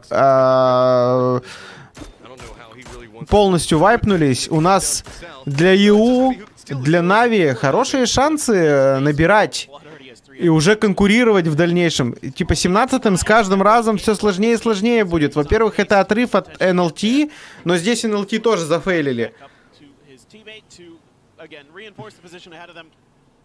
Во-вторых, это приближаются команды, которые были ниже тебя. И сейчас, возможно, 17-х подвинут даже на 4-е или на 5-е место. Ладно, на 5-е не подвинут, на 4-е точно могут спокойно подвинуть сейчас 17-й. Скорее всего, после этой зоны NLT тоже сдохнут. Но хотя могут найти там себе место поиграть еще. Так, господа, не забывайте лайк прожать под стримчиком, кто на ютубчике смотрит.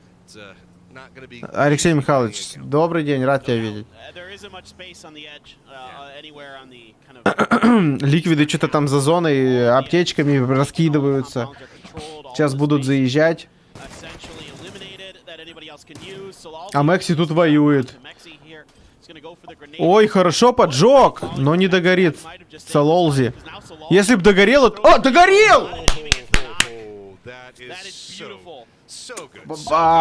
Может ли он быстро пойти добивать? Может... Хайсаки, он в принципе не сможет его задефить, пока не зайдет. Ну вот зашел. Мэкси, если хорошую кинет... Не, он не понимает, где они.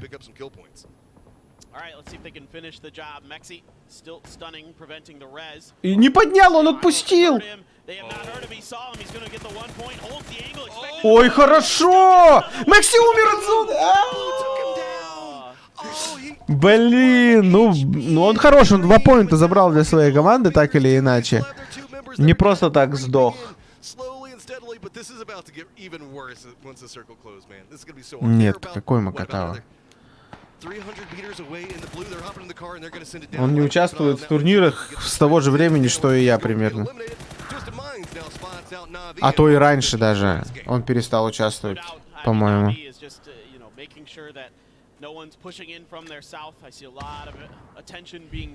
Put that way. Now they have their eyes once again on two Twisted Minds. Want to finish them off. Another game in a row. Example, a ton of damage there. Nothing but a tree and a headshot there for Example. And that is just Perfectix left. Don't forget it. NLT закончились. Once again eliminating Twisted Minds. It's like Navi's finally finding their legs and the perfect time to do this. United is trying to take some fights over with TE at the same time, but they've now spotted out Navi as well.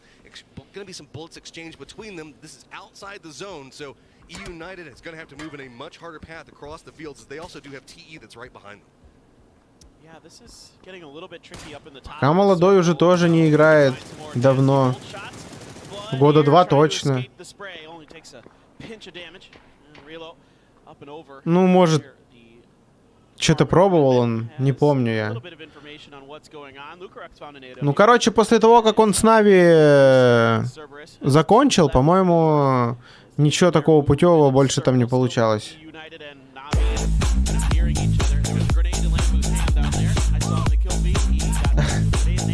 Все же так и надеюсь, что когда-нибудь порадуешь нас компетитив-контентом, хотя бы по фану.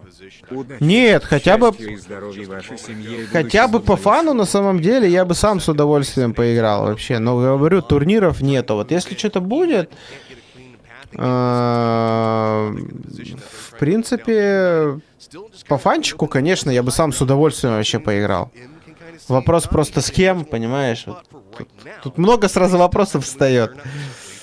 А так, если вдруг когда-то реанимироваться будет PUBG каким-то чудом, то если там появятся тир-2, тир-3 турниры и так далее, то вообще с удовольствием просто. Если люди какие-то новые появятся, вот как было там в 17-18 году, я бы тоже кайфанул на самом деле. Типа, потому что паблики играть это неинтересно.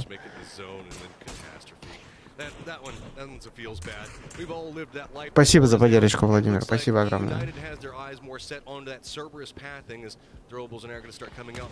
Так, ну что у нас тут на карте? Нави фулл состав. Сделали 3 фрага. Иушники тоже фулл состав. Живут. Перед Нави тут у нас КДФы. В принципе, Нави пока нормально тут на краю зоны себя чувствуют. Не так, что их зона вынуждает куда-то двигаться. Даже КУМы у нас еще живые, фулл составом. Еще и неплохо занимают позицию. Слушайте, у КУМов все неплохо, на мой взгляд. Они сейчас еще, может быть, кого-то подформят. Очень такая приятная зона для КУМов. Нави закусились КДФами, но при этом энтропики подходят в спину. 2 нока у Нави. А, энтропики в итоге по КДФам стреляют. Ну там, по-моему, чувак вообще ничего не попал. 2 в 2 они разнокались. Нокается экзампл. Остается один Мелман на ногах. Мелман пытается поднимать на морозе, но там идут доедать. Все, Нави дай. К сожалению, вся пятерка игроков сдохла, короче. И это большой шанс для Коэмов сейчас зайти в 4-ку, допустим. Если Коэмы эту игру выиграют, ну прям в 4-ку, наверное, они не зайдут. Ну, хотя бы в 5-ку зайдут, подымутся. Вряд ли они смогут там на 24 поинта сейчас вдруг откуда-то. Хотя если постреляют нормально, то может быть и...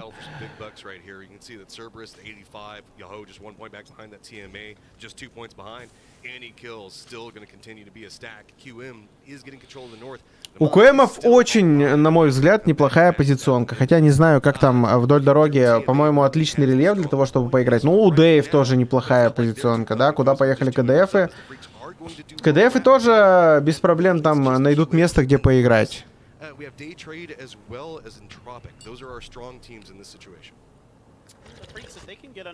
Но позиция полрублевая на самом деле. ТМА там в домах сидят, они сверху очень неплохо назить будут.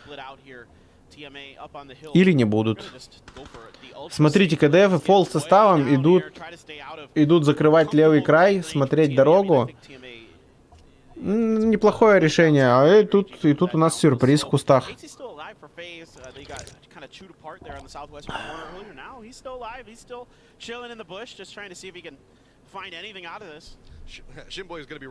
Сейчас как раз со следующей смерти начнутся поинты начисляться. За плейсмент. Расскажи про команды, а что бы ты хотел услышать про команды? Вот сейчас из СНГ команд в живых пока команда Question Mark. Я как бы не особо изучаю какую-то подноготную команду. Я просто болею за наши СНГ команды. Что конкретно ты хочешь, какую инфу про команды узнать, я не знаю. Вот это вот команда Question Mark, это 3 представителя из России, 1 из Казахстана. Пока на 6-й строчке в общем зачете. Помимо этой игры у нас еще 3 игры, и по результатам этих игр уже узнаем, кто заберет призовые. Слушайте, ну там в 5-ку заходишь, уже 200 тысяч долларов, это хорошие бабки, нет? Нормальные. Settled up underneath this hill, or I thought maybe they'd go initially. Instead, they opt to go on foot, a little bit more quiet. Still 20 alive at the stage. Phase 7 has the capabilities to support all of these teams right now. Tropic, though, and Question Mark are just too close to each other to separate cleanly. We might see the Freaks get some vision depending on how... Так, ну что, единственная проблема, да, если сейчас Question Mark закусятся с энтропиками и долго будут файтиться, к ним... Хотя к ним там никто не может выйти дохавать их. Эйдзи там просто валяется, хотя Эйдзи увидит ноки, он пойдет, я думаю так. Просто так валяться в кустах тоже не будет. Да и КДФы могут пойти. А КДФы, если сейчас не выпустят энтропиков, энтропики могут... Хотя, блин, сюда они на Коэмов вообще играть не могут вроде как. Только вниз могут играть плюс-минус. That was a good read by the Freaks. I think that they were like, wait, this is way too many people moving off of it, and they're going to come back down because TMA was also still close to them right inside that compound. У Коэмов пока все отлично, энтропики начинают спускаться вниз. КДФы отошли, не стали упарываться, закрывать, но у энтропиков тут довольно-таки такая шаткая позиционка.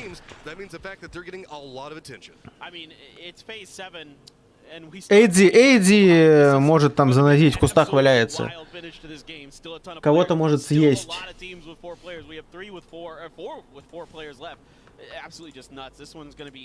You know, kind of just coming down to who can find the right timing to start a fight or finish a fight. Those kind of things going to be oh so crucial. Lucarux with that AWM leading point for Entropic. Play this one carefully, as these hillsides are just really just sight breaks. That's what everybody is trying to hold on to. Хикари тут залег, значит. Ну одного он нокнет, потом в размен уйдет сразу же. Хотя вот он зря встал. Если пацаны сейчас начнут из-за ЛГ пикать, мне кажется, там тяжело будет. As we see the center, it's going to be our weakened teams that are going to be in the thick of it as 8C finds himself right next to the center of the dot. Ну, у КМов дальше open. Хоббит пытается подносить КМом. Сам наполучал по башке, не понял, что КМы уже спустились вниз. КДФы поняли, где... Ну, услышали позиционку. Хватает ног Хикари. От КБЕ что они будут делать? Они начинают крутить правее, но в итоге в опене нокают двоих. Лошок нокает еще одного. Или он не нокнул? Нет, он не нокнул. Филферста, походу, сейчас потеряют квашенмарки. Хотя слишком много смоков, хаешки не докидывают. Ну, довольно-таки сейчас будет не просто КМом. Сейчас они будут... Ну, если Дэев убьют... Но там 4 в 4 у них. Ой, Шинбой, ты можешь немножечко это... Ну, понози, Шинбой. Минус. Минус Хоббит, минус Адоус, минус Данте сейчас будет. Нет, там флешка прилетела в Харю, Филферст на ногах. Ой, хорошо.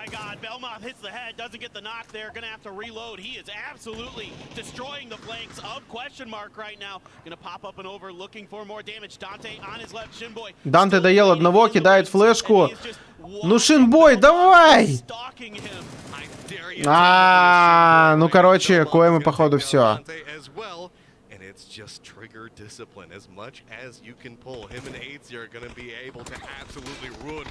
Сзади начали назить, КМы разрезались, даже успевают похилиться. Данте добирают. Энтропиков закрыли, КДФ и Филферст снова в ноке.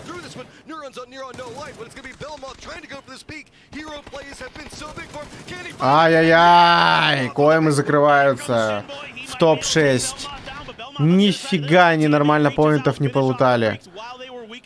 Шинбой может встать и закрыть Дэев полностью, но Шинбой лежит, и это, на мой взгляд, ошибка, конечно, Шинбоя.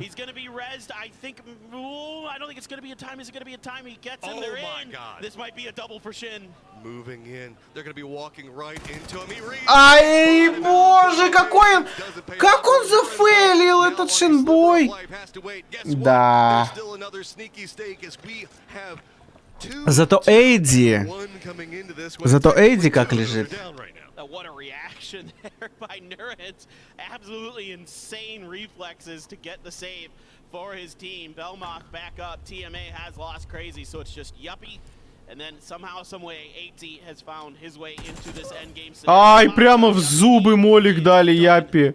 Trying to run away right now. TMA is going to just barely hang on. I thought they got him. Yeah. Wow. So this is going to be a tied up position between Yoho and TMA right now. So a big fight for them. FaZe still clinging to life right over here. This patience that FaZe has been holding for. Мне кажется, надо Эдди играть. Надо идти вперед. Он сейчас увидит ног, и он встанет. Найс, аптечку? А, нет у него медицины.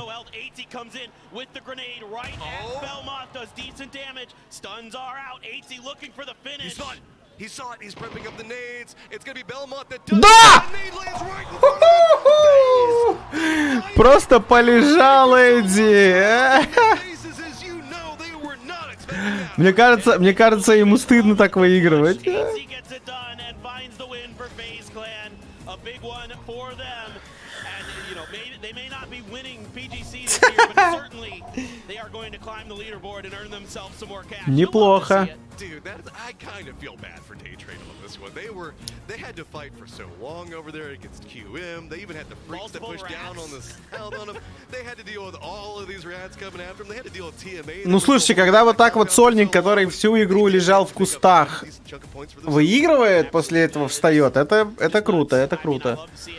Типа, это добавляет эмоций к просмотру. Ребят, не забывайте лайк поставить на трансляции на ютубчике.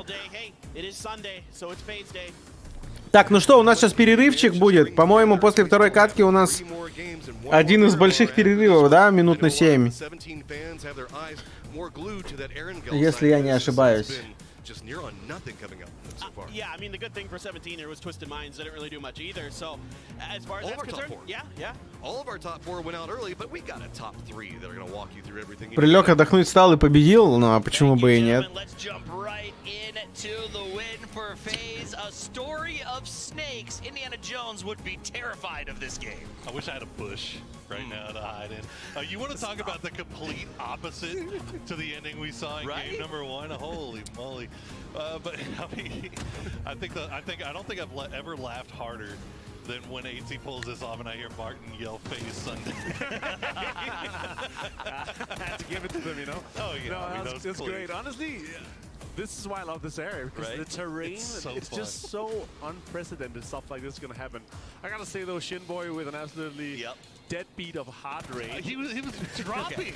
He was literally dying as he was like 59 beats per minute while looking at a potential top 4 situation. Ну, фейзам это не поможет, конечно. В любом случае, но... Ну что, друзья, давайте ждем следующую катку.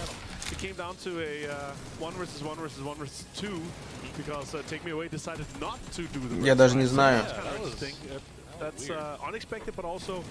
Мне как будто нос заложило, я не знаю, как будто простываю.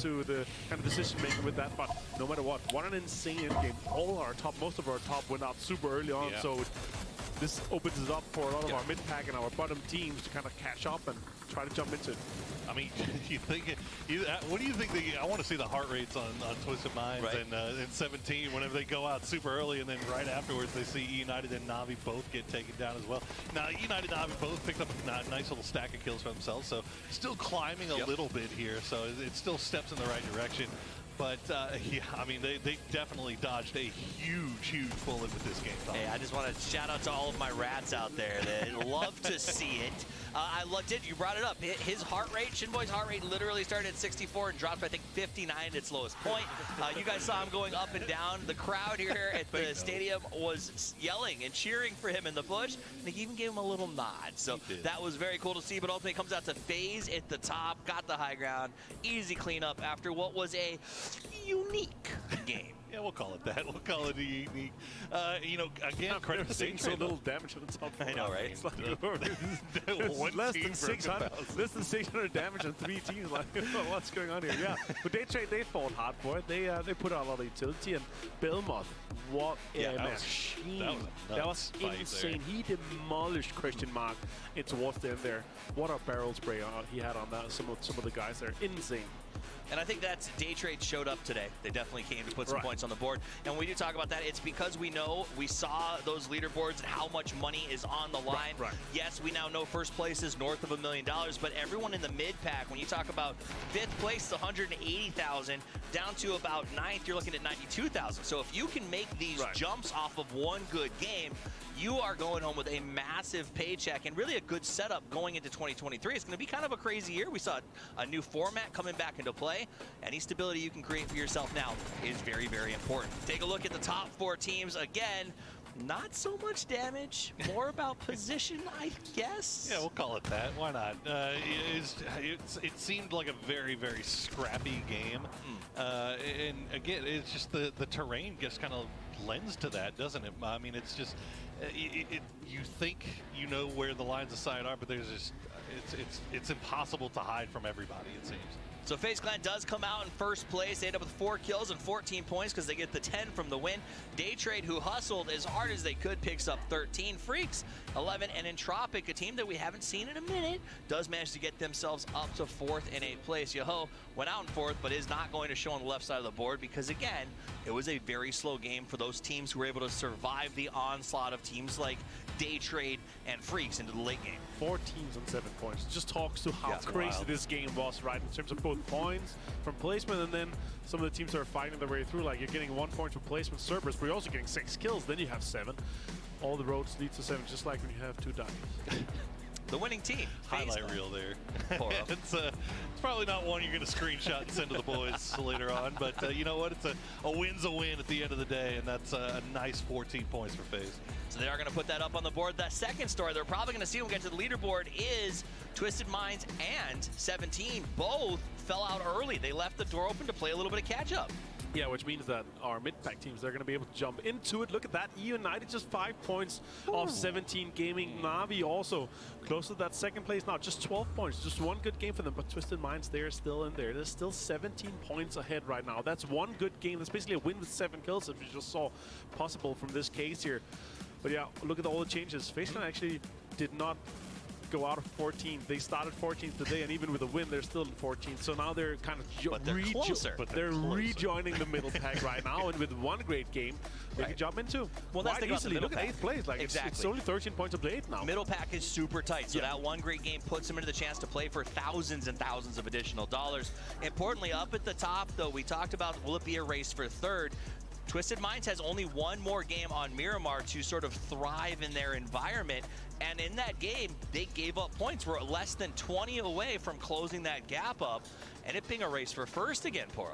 Yeah, and like I said, I think they were probably, whenever they went out or went down to 2, they're probably a little bit concerned about it. I mean, those guys, again, ice water in their veins. They know what to expect in these kind of situations. But you still got to feel like they're thinking, okay, we dodged a huge bullet that time because that didn't go our way. But it didn't go anybody else's way either. So at the end of the day, we got one more on Miramar.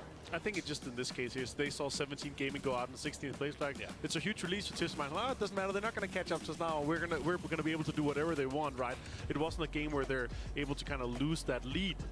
All right, well, we are going to take a quick break. The players can go buy some weed whackers so it doesn't happen again. And when we come back, it's time for game number 3.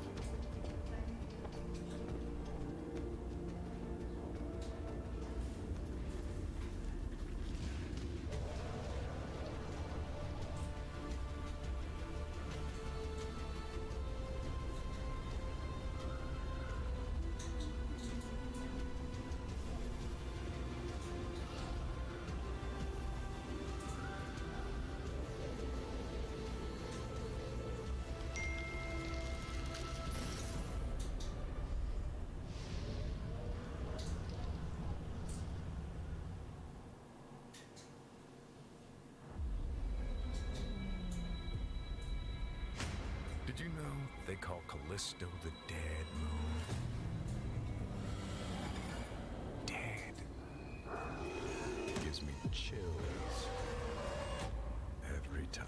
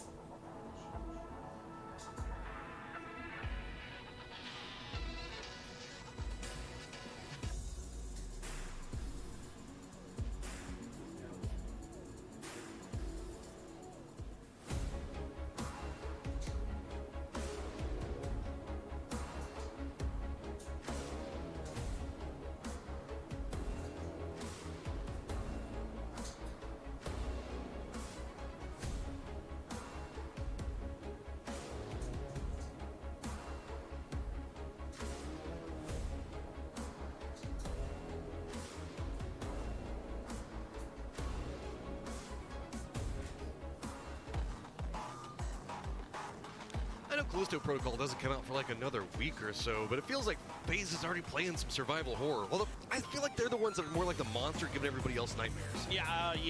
There were a couple players doing that in that one. Him and Shinboy just spoiling a few teams' rounds, you know, or very nearly. So that's part of the game. That's why we play them. That's, you know, part of the strategy, part of the kind of intelligence that these players have. And AT had that push for a very, very long time and was able to make it work to find a big win for FaZe. One more Miramar to go, and that's it. We'll be done with the desert for the tournament. Match 18. And this one's a little bit northern, a little bit. Just a little. I think it'd be all right. But we've been seeing some southern circles, so we can go back over to the north again. I'm okay with that one. I know that a lot of eyes are really going to be drawn on how well Twisted Minds can do inside of this round as they've started to develop a lead, but with 3 rounds left, it's not an insurmountable lead by any account. But it's getting worrying every game that ticks by, and it's 17 points ahead of 17 right now for Twisted Minds. So, ох уж эти длинные перерывы в PUBG, это капец просто. Так, ну что, у нас началась третья игра сегодняшнего дня. Хотелось бы посмотреть, конечно, зону.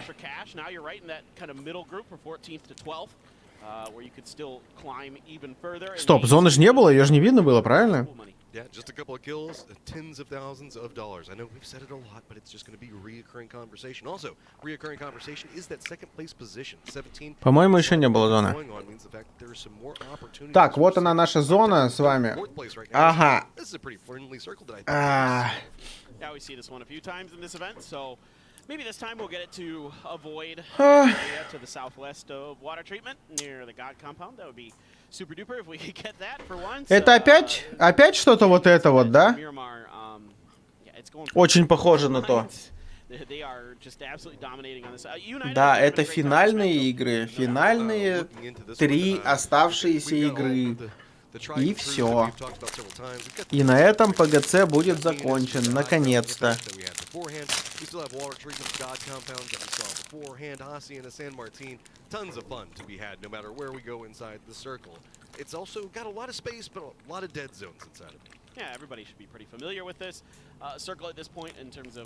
Найс, у меня второй комп просто взял и решил обновиться. Понимаю. Спасибо.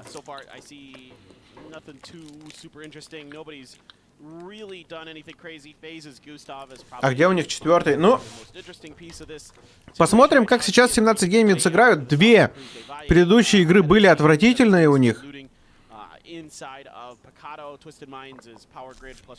Ну, даже сложно. Ой-ой-ой, а чё так? Иван там гуляет. Как бы его не забрали сейчас? Not just solely LSR, they've just got flood there. The rest are in the compounds to the west. No. Not again. No. Not like this. Not like this. I don't know. Like, what is with TE? Опять? Опять? Теперь Джимс? Or something like that. I don't know. They are just sitting here, and a kill here or there again is very big for TE as they are presently tied with Entropic. Yeah. No, I mean everything is every point counts for TE. You know, they get $9,000 more if they're not last. So. Прошлый сдох Клипа. А у ТЕ охота на ликвидов или что?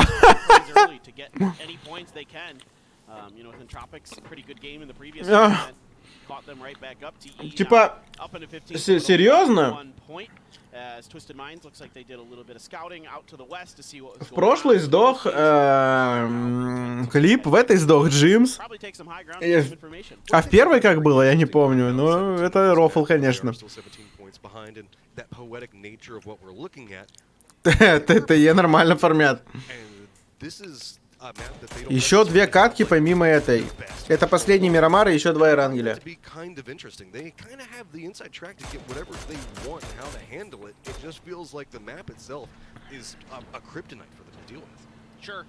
And it's only been a recent thing. 17-й уже поехали. Historical problem for them. This isn't something that I've seen them struggle with up until really. So it just seems like they're not as comfortable. They're not Ну, перфект пока тут с точкой стоит на инфу, видимо, никуда не спешит. 17-й с плитом на перекрестке.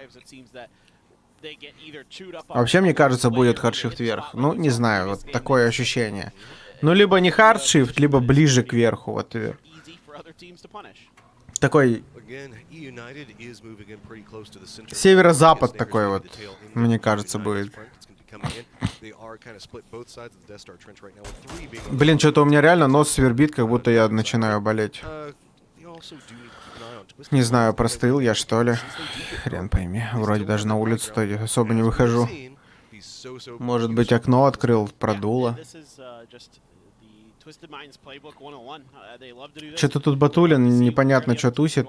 Особо ничего не видит отсюда. Ликвиды заезжают в Сан-Мартин.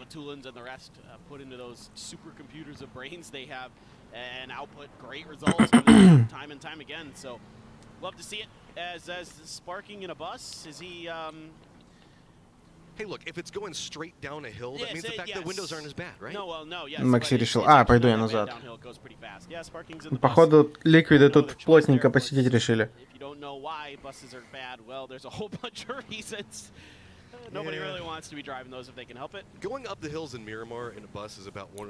Так, Оймы у нас получается над ватеркой, да? Где-то там.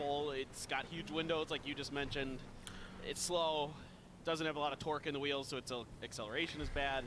It's a whole lot of bad. Lambu found himself a nice little. Просто врезался куда-то в текстурку. Most of our teams are kind of leaning into that center-western direction, where we do know the God compound is just south of water treatment, that hillside. It's got a lot of strength to it, and we've been seeing the circles generally go that direction, so not so too surprised off of that already. Ой. Ой, сейчас для спаркинга может быть сюрпризом, что его убьют. Туалеты. А по нему сзади стреляют. Ой-ой-ой-ой-ой-ой, как же Яху посыпались. Яху, кстати, вот сегодня вообще не видно. Что там они, где там они. Играют они, не играют. В первой игре там немножечко покатались на машине, да? Ой, Хоббит. А пацаны-то, походу, не в курсе, что тут Адам, да? Ой, Адам, что тут его тиммейт. Но они должны слышать сейчас. Грег промахнулся не туда! Да ладно! Кого? Чего? He almost got the knock on the Hobbits as well. The Molly at the bottom of the stairs. Hobbits should have enough time to heal. This is bought time for YK Kamukau and Nikos to get Какой ужас! Their teammate out. Question mark. You thought that you had this compound. Now a doozy's going to be rolling in, and what are you going to be able to do with this now? Is it's just going to be quickly resetting, getting back. Грег горит. Molotov did connect onto Greg's shot, but throwable's now going to come out on the side of Wildcard. See if they can connect. Nothing's gonna do too much off of it. It's another Molotov just to continue to stall that push. Yeah, and it's just stalling on both sides, and nobody can really find. Да, как же кое мы сейчас тут нафидели жестко одному пацану. Я так и не понял, куда чувак там смотрел, которого он первого нокал. Это просто шок. Куда он там смотрел, чего он там искал. Чувак спрыгнул вниз, это было отчетливо слышно. Это полностью ошибка первого типа. Хоббит почти нокнулся. Nobody wants to go down the hallway, and we all know why. Longhouses are the suck. It's going to be a doozy with an angle in, but it is going to be exchanged. One down. Looks like going to go ahead and go for the flush. Defended down that hallway. Now Ну, это жесть, короче. Это просто жесть. Looks like it's going to be vengeance. Yeah, this is the right play. You got to go for the win here. See if you can get the 1v2. Gets a bit more damage. Going to reposition off of it. Try to catch him on the long, but the pre-fire was decent. Нифига себе. Да, кое мы тут, конечно, нафидели.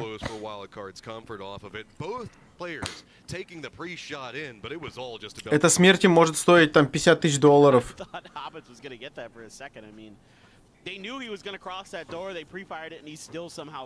А может и больше.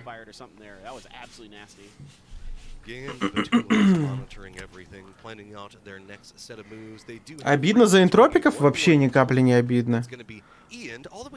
Может быть обидно только за наши команды, а что там энтропики-то? Че пацаны туда-сюда катаются, я не понял. Привет, здорово.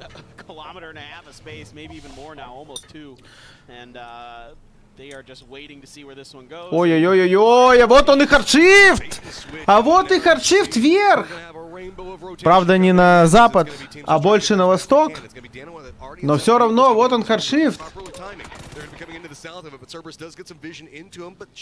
Причем такой сочный хардшифт, да? И сейчас посмотрим, как команды будут занимать позиционку. Сбивает колеса Левис. По-моему, он даже сбил Мелману колеса.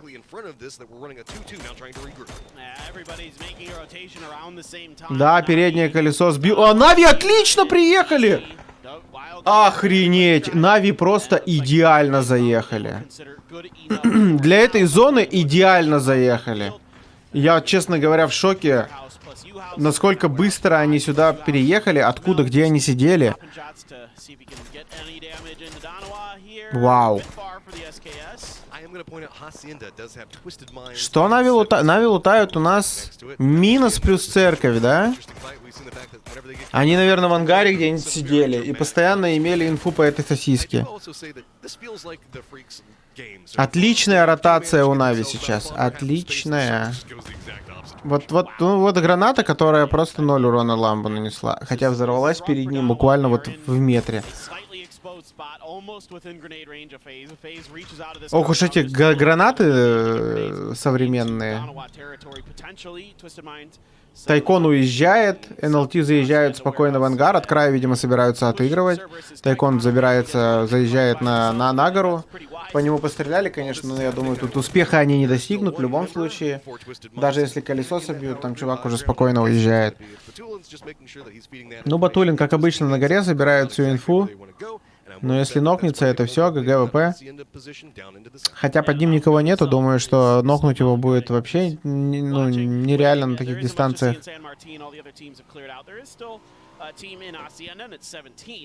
And the real question is how aware of that is Batulins? I assume fairly aware, especially with his team crossing not super far from that territory, but we'll see. Day trade rotated all the way up to the north. That opened up space. Слушайте, ну у Нави лучшая позиция на карте, на мой взгляд. Да, конечно, она пушится, но не в этих зонах, когда все вокруг сидят, им их точно не дадут запушить, поэтому это уже, можно сказать, в топ-5 они заехали, просто заняв эту зону, на мой взгляд. Потому что плюс-минус прокает в такой зоне рядышком с ними. Очень большое количество вариаций, где именно прокает рядом с ними, либо на них. Да, может вот сюда наверх вот прокать, куда КДФ ушли. Но 2 хардшифта подряд, да, без проблем может. Но заправка еще свободная была.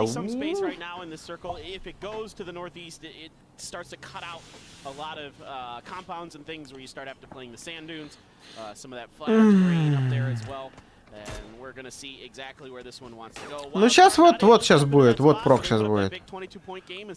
Мой предикт. Хотя может быть вот такой еще. Но я думаю, что вот такой будет.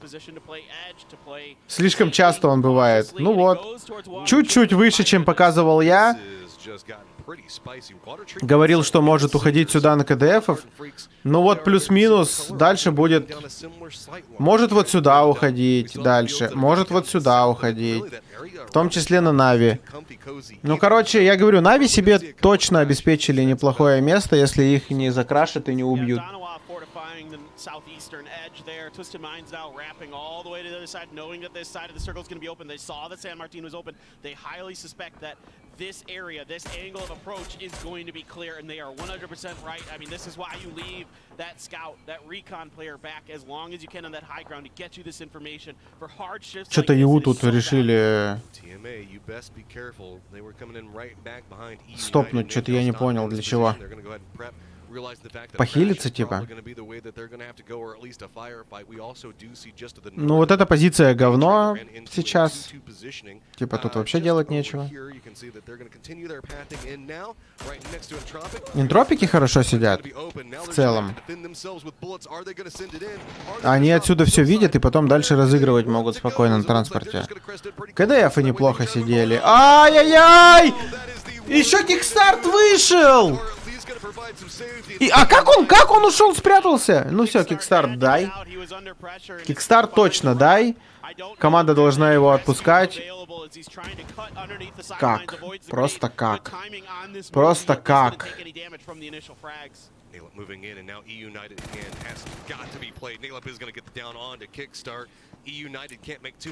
Как он убежал вообще еще? Кикстарта еще доели КДФ. Вот это вот в компетитив самое обидное, блин.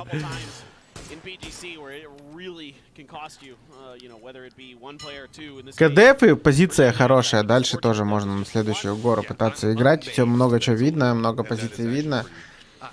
Много контроля.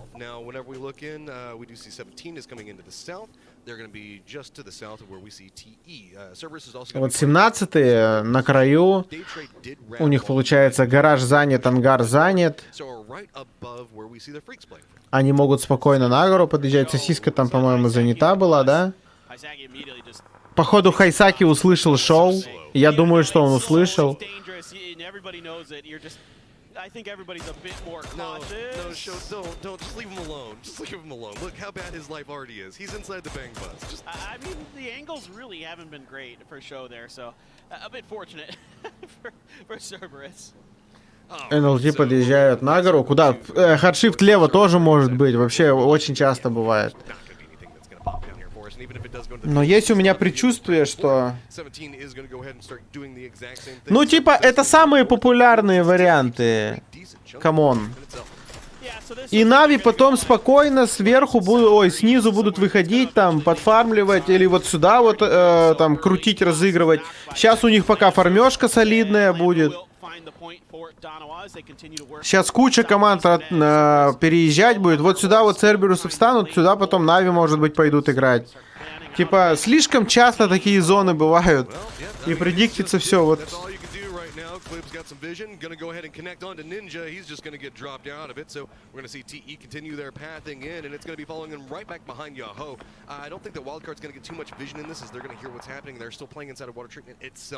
Семнадцатые потихонечку.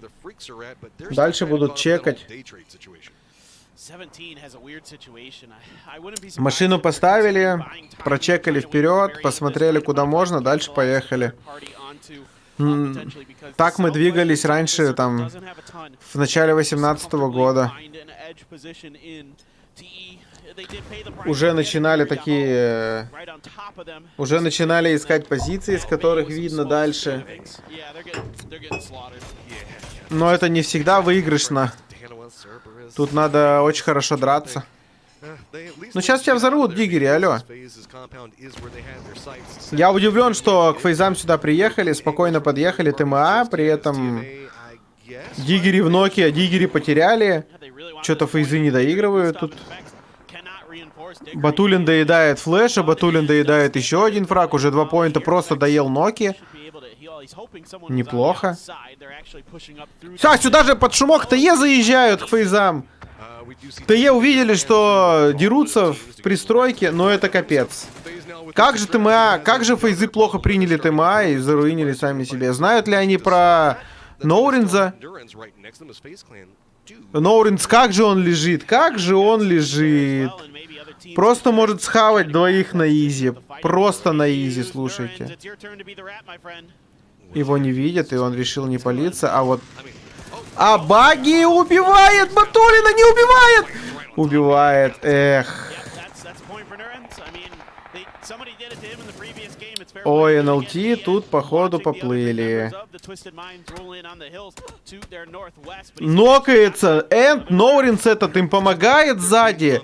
За синькой находится. Но выигрывает время для НЛТ и позиционку в целом.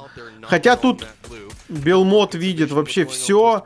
Ноуринс еще сзади может заруинить. 17-е заехали на будку.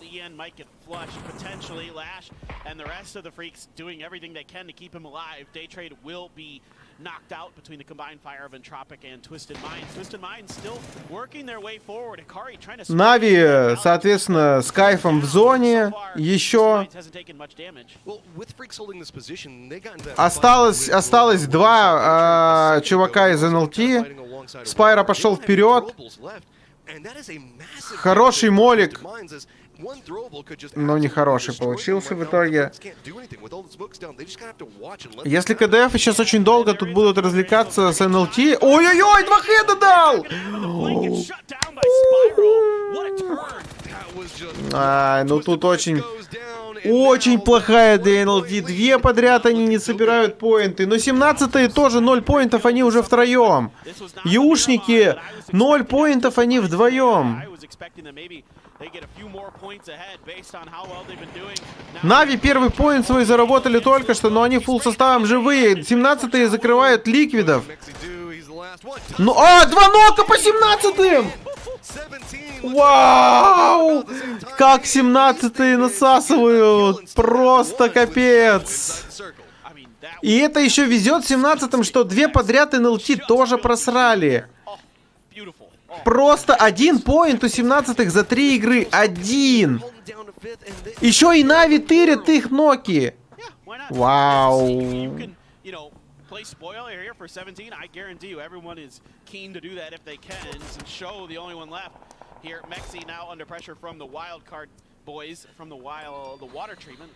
Ну, короче, эта игра на 80% выигранная Нави. Нави максимально сексуально произнес.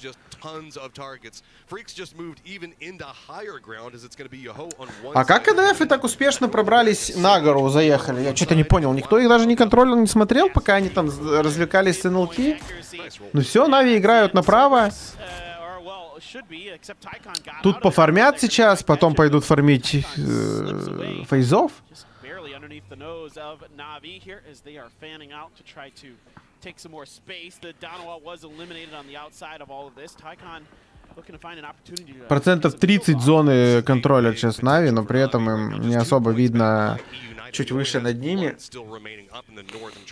А Шоу остался один. Юшник остался один. Все команды с 5 по 9 мертвы. Пунадж отхватывает леща.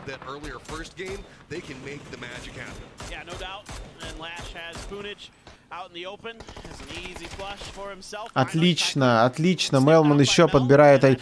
Уже 6, знаете, вот. Только что Нави сделали первый фраг, а уже 6 поинтов апнули. Уже Нави почти на 2-м месте. Сейчас умирает 17-й, умирают Юшники. Нави выйдут в топ-2. Ну вот смотрите, прок верхний, да? Посмотрим, что будут делать Нави в этой ситуации. Вообще они должны убивать фейзов и заходить туда, где ТЕ. Тоже убивать ТЕ, убивать фейзов. По-хорошему, вот сюда должны они играть, в эти будки. Что они там еще придумают? Могут под гору, может быть, подъехать, но там дырявая позиция. Типа там особо-то не поиграешь. Нокает, да... Никто никого не нокает. Ну, Шоу тут умирает. Нет, налево они не могут играть, там вайлд-карты играют. Они могут перед собой в граундах немножечко поиграть, да? Ну, сейчас посмотрим, что предпримут Нави. Ну, вообще, на победку это, наверное, разыгрывать через право. Хотя я вон вижу, они совсем по-другому решили играть. Хотя... Это, ну, своего рода риск в любом случае идти убивать кого-то. И тем более там энтропики им не дадут играть, да, пока. Тем более там еще КДФы не дадут им заходить. Ну, не знаю, не знаю. Может быть, если они могут заходить сейчас в зону, играть в рельефе перед собой, не теряя никого, наверное, это будет правильно, на самом деле. Иван забирает Шоу. 17-е отправляются дальше в лобби. Не могут они набрать ни одного поинта, блин. Ну ладно, 1 поинт набрали за 3 игры. Это очень плохо. очень плохо до 17-х, с учетом того, насколько стабильно они играли предыдущие 3 дня. Они вообще не умирали рано. Они всегда были практически в финальных зонах. Всегда играли очень сильно. Ну, выживали на соплях, но играли очень хорошо. Нет, слушайте, у Нави тут полно места для того, чтобы играть перед ними. Чуть я немножечко погорячился, наверное.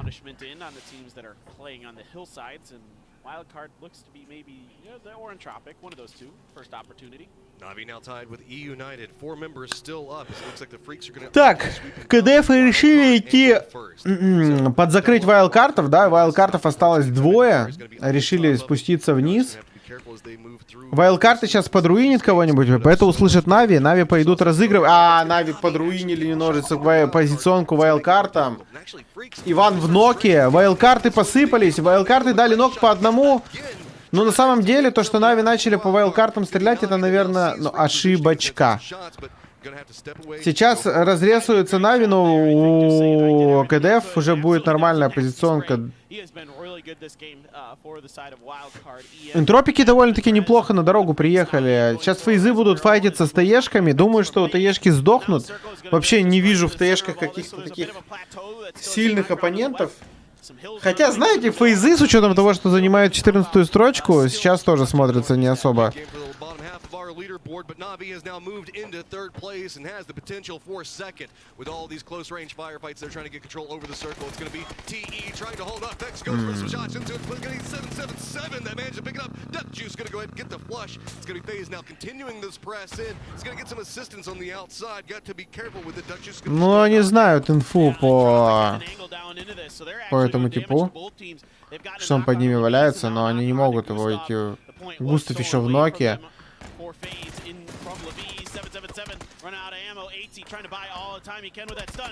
Лол? Он что, не ослеп вообще? Вот Нави у нас уже в топ-4. При этом КДФ и сейчас в бутерброде сдохнут от энтропиков, и Нави вместе их зажали. Это очень хорошо для новей. Очень хорошо для новей просто. Очень хорошо, что осталось ТЭшников всего 2. Хорошо, что энтропики тоже посыпались. Нави фулл состав, между прочим, до сих пор.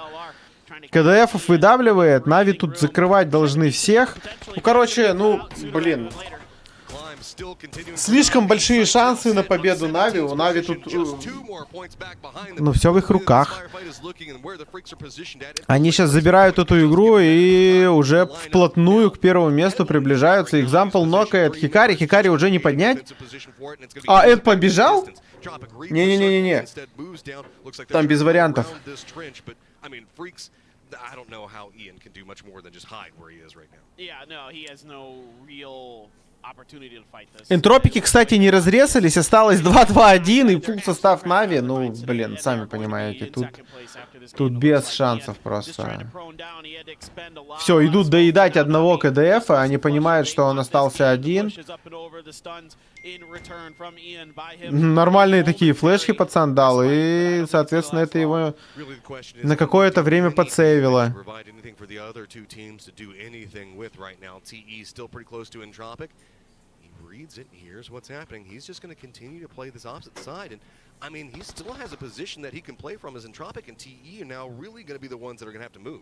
В итоге никто сейчас не смотрит КДФа, который сверху, а он может занозить. Нави. Нельзя заигрываться. Лукарок снокается. Можно ли добить? Нельзя добивать.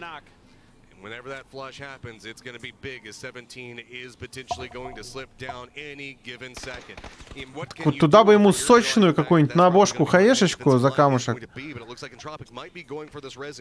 Лукарукса поднимают.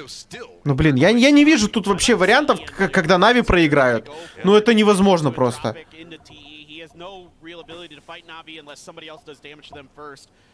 Слишком долго, конечно, с этим эндом они, но... Those shots are also going to draw Entropic this direction. Navi doesn't want to crest that hillside. Smoke's still going to be down. Did see the Freaks place there just a moment ago. Duck Juice is going to use this opportunity as well as 777 to creep into the circle, though. So all pressure now starting to become in this northern section with the 2v1 duel that's going on between Ian as well as Entropic. Yeah, here comes the return utility from Entropic, keeping Ian pinned on the hill. Once again, the spray. Все, он умирает. Нави сзади уже выходит. Отлично, плюс поинт для Нави. Уже 9 киллов сделали Нави. Это 9 поинтов. Они уже на второй строчке турнирной таблицы. Уже.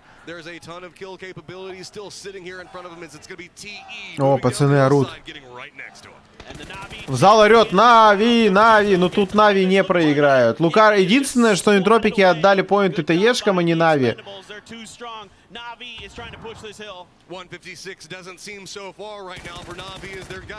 Ну, получается... Вторая подряд за Нави, получается? Ай-яй-яй! Хорошо.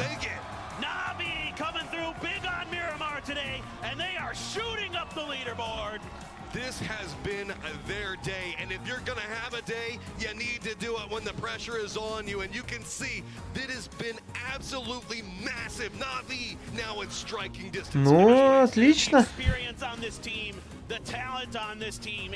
Отлично. Чат, не забывайте лайк свой мощный поставить.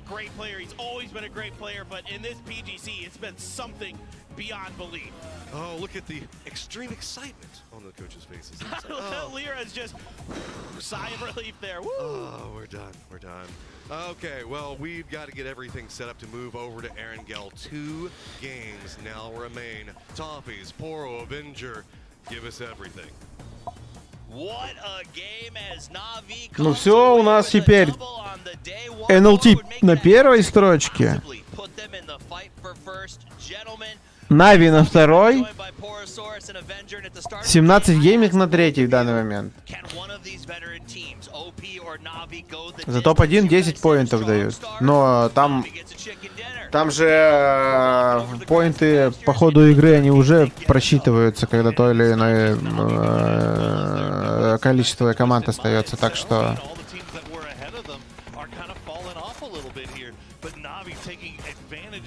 situation, and they are getting everything they could possibly get out of it.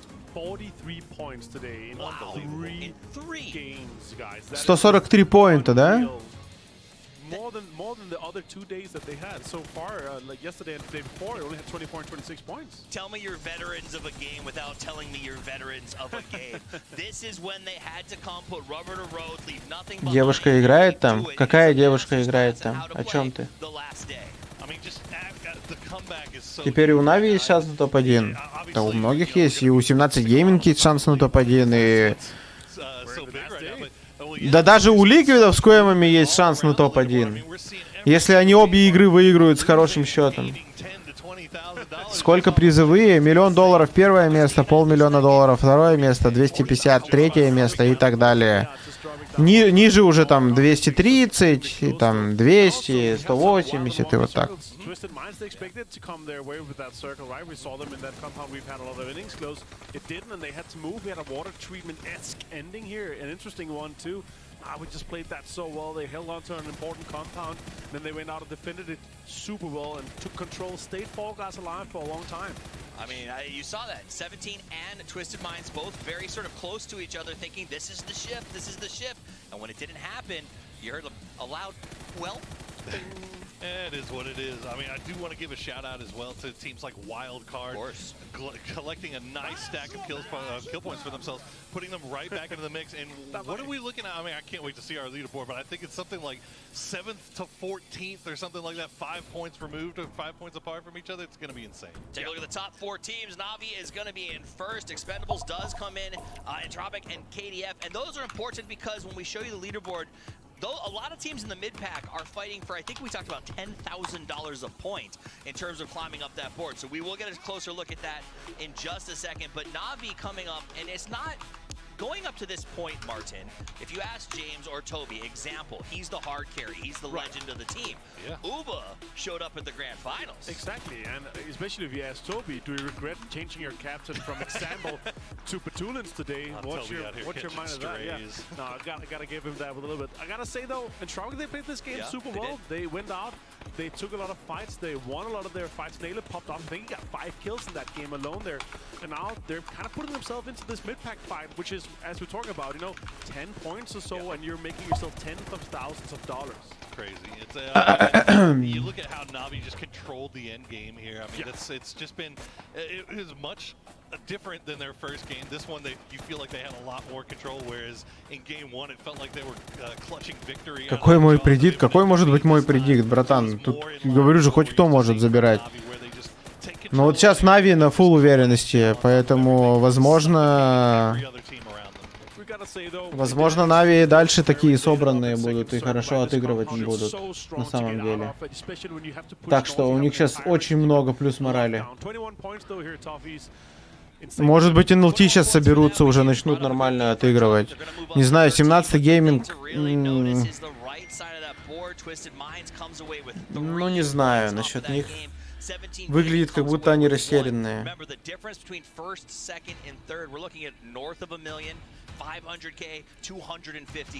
Так, давайте, господа. 17 games then keeping the average. They've got 3 points today in 3 games. Wow, they are really, really in championship at this point. Сейчас отойду. Jump the board at this point. Look at this up and downs from going into today and to now. Navi being able to put this many points up is just crazy. That's actually just from one match. That's just from one match, and that, I think, is sort of an indicator of what Navi came to do today, and what you have to do if you come into a grand finals day and you aren't sitting in those top 4 positions. That swap from 4th to 2nd place, we're talking a casual $270, $82,000. Absolutely. Quarter mil there. Beautiful play, and like you said, Pro, they're not doing it as a one-trick pony. They are. Some games come screaming in, guns blazing, some strategically outthinking their opponents.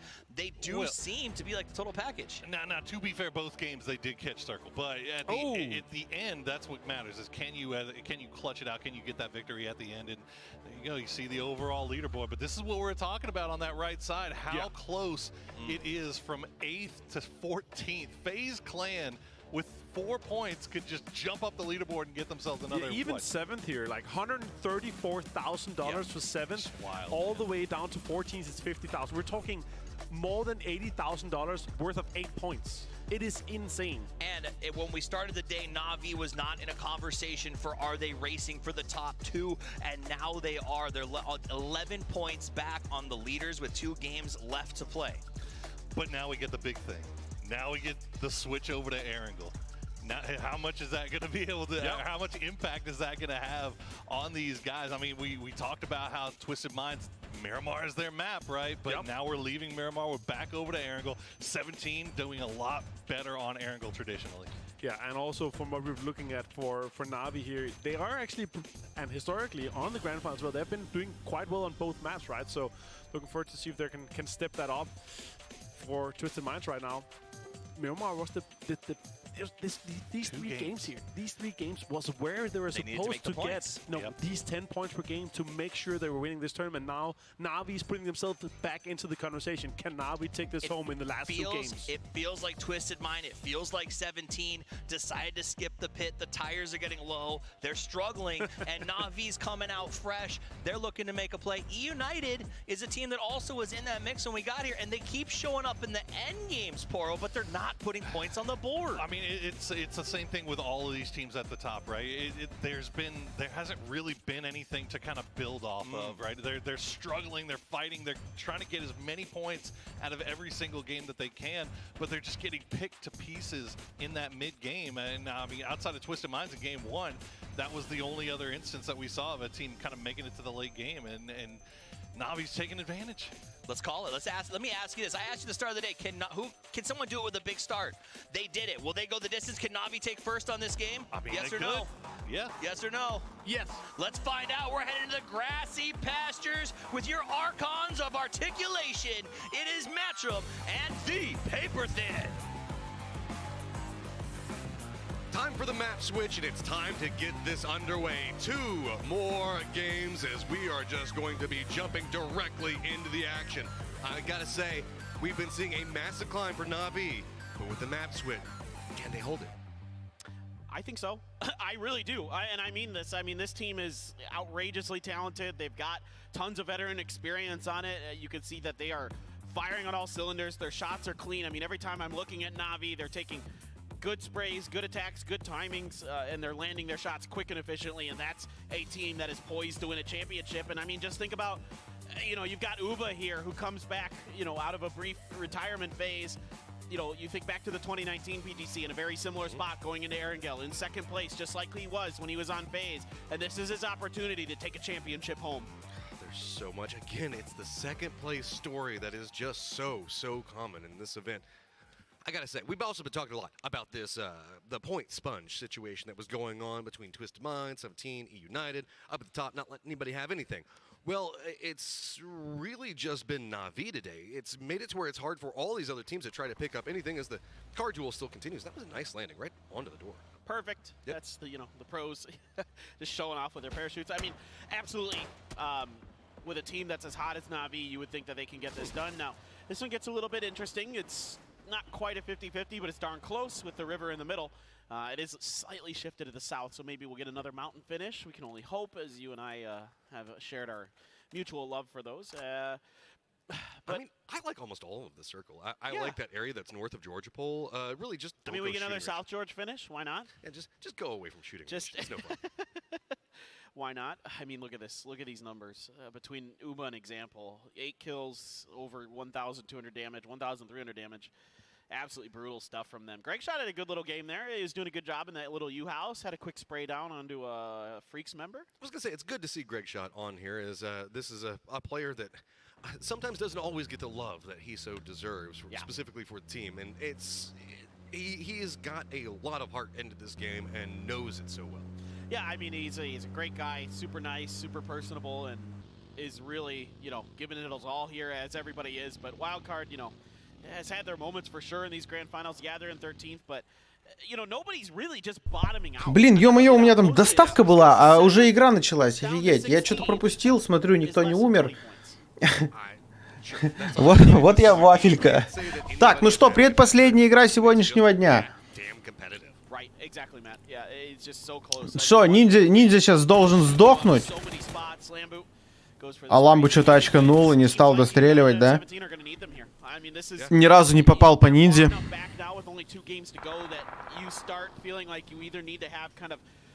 А что по зоне? Не верю ли я в 17-х? Слушай, они сейчас, если игру выиграют, они могут забрать. И Нави выиграют, Нави могут забрать. Твайсы выиграют. Твайсы заберут 100%. Типа, еушники выиграют игру, еушники могут забрать. Как можно предиктить о том, что... Ну, не очевидно в целом. Я могу сказать, что Нави сейчас на фулл морали, на уверенности играют.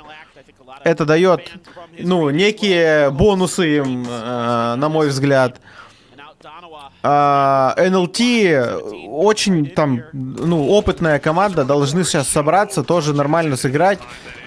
Вот насчет 17-х говорю, что выглядят довольно-таки растерянные, хотя вот сейчас на уверенности заехали, забрали кемп, сделали один килл, уже имеют поинт.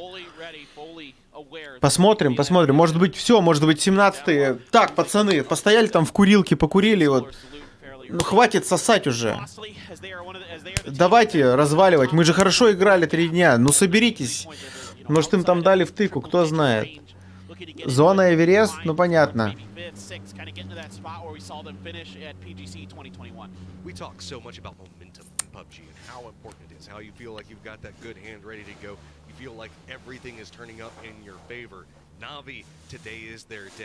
Не знаю, я вообще хочу верить в СНГ финал полностью. Типа все 3 позиции, чтобы были СНГ командами заняты. Но Коэмы вот что-то не могут хорошо сыграть пока.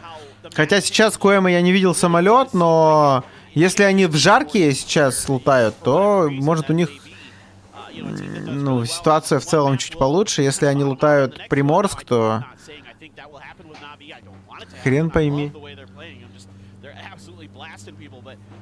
It does happen. Just historically, I've seen enough games, I've watched enough PUBG, and I'm not exactly sure what. Ну, Нави отлично под гору подъезжают. Здесь салют уезжает, один текает с желтых, НЛТ спокойно занимают желтые. Будут ли НЛТ дальше чекать и буриться, непонятно. Или здесь поиграют пока. Сейчас мы это увидим с вами.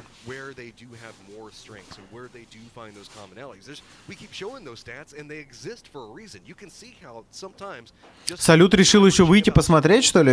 А вдруг кого-нибудь заберу? Вот, ну вот это нагло с его стороны. Может он за это поплатится, мне кажется. Тем более Батулин проезжает вперед. Возможно, будет играть сюда на рельеф. Перфект тоже последний дом лутает. Может, сыграет на рельеф, но не знаю, не знаю.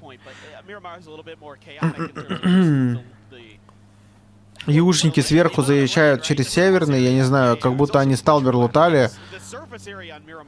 Непонятно, в общем, какой самолет был, откуда они едут. Может, они сильно-сильно крутанули, непонятно. Может, с Ясной они едут.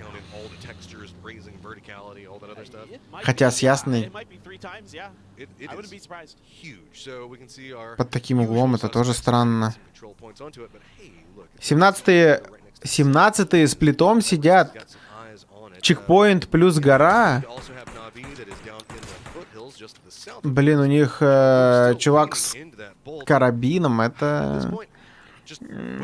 Ну, в общем, это плохо в целом. Это не очень хорошо. В компетитив это не особо работает. То, что ТЕшки уже на горе сидят, я тоже удивлен.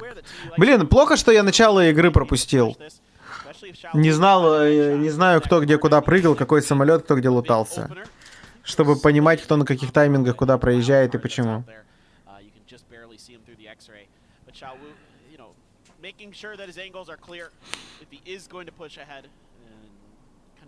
Displace one of the Vietnamese teams. I mean, we saw Cerberus up here yesterday playing out of their minds, and maybe this is TE's turn.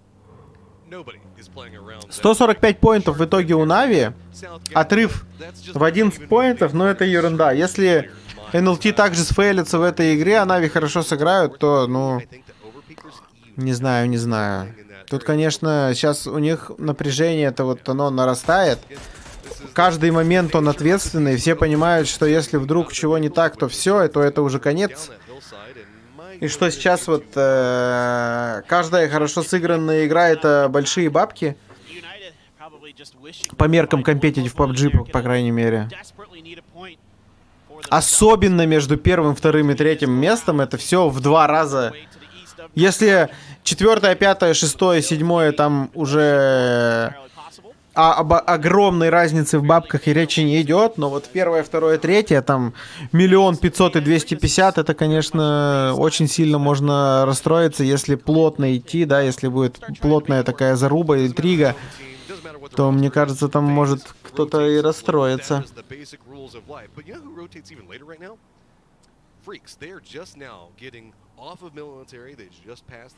Самолет от Сосновки до Северного.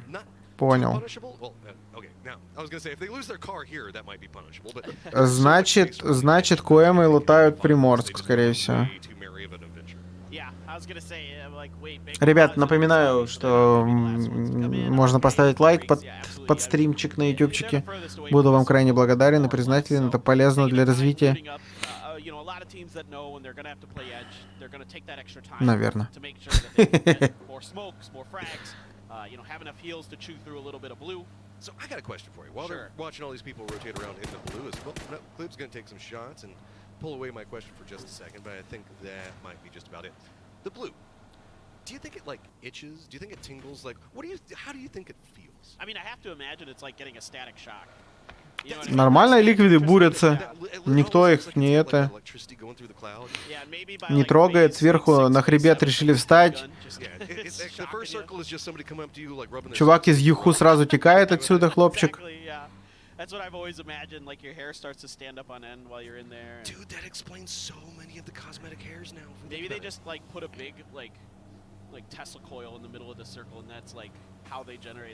Так, смотрим прок. НЛТ заезжают. Очень так опасненько на самом деле. Перфект еще драйвбайт пытается.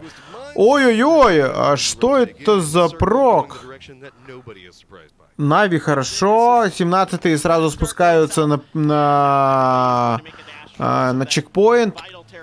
А куда едут НЛТ? НЛТ обратно едут желтые, которые отдали только что, я правильно понимаю? И сейчас это может закончиться фейлом для НЛТ, если на ротации с ними кто-то встретится. А там, по-моему, какая-то команда мимо ехала, но вот сейчас я вижу, что ничего не происходит. Ноков нету ни от них, ни их. Я думаю, что они спокойно вернули свои желтые дома, с которых потом отлично сыграют, конечно. Да, они спокойно вернулись. Донава сидит в углу также. Коэмы подъехали под Эверест, и таешки сейчас будут встречать коэмов. И на самом деле это, ну, такая плохая позиция у коэмов, очень сильно. Ай-яй-яй-яй! Кто-то смотрит у них там, интересно, издалека или нет. Да, походу кто-то смотрел издалека все-таки. Потому что им накидали. Будут ли отсюда уезжать коэмы, я не понимаю, но... Ай-яй-яй-яй-яй-яй.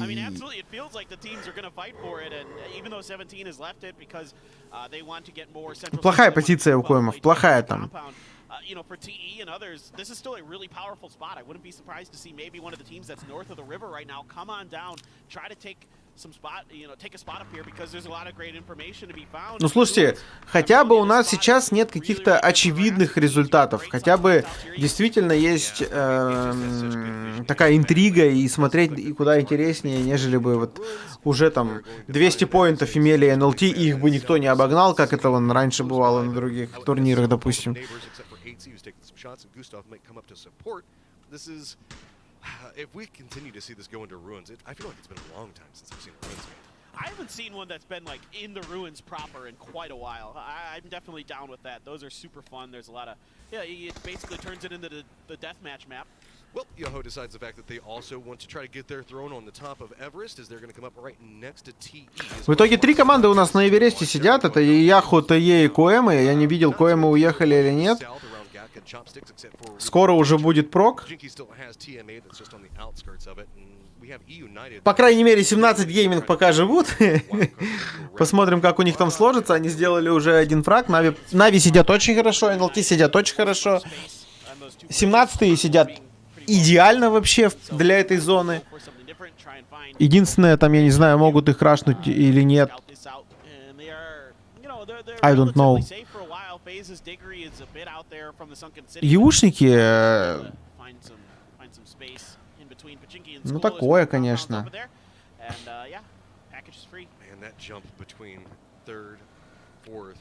Third to second is just absolutely massive, but you know Navi has their eyes set on that jump from second into first. Хотелось бы увидеть победу коэмов на самом деле.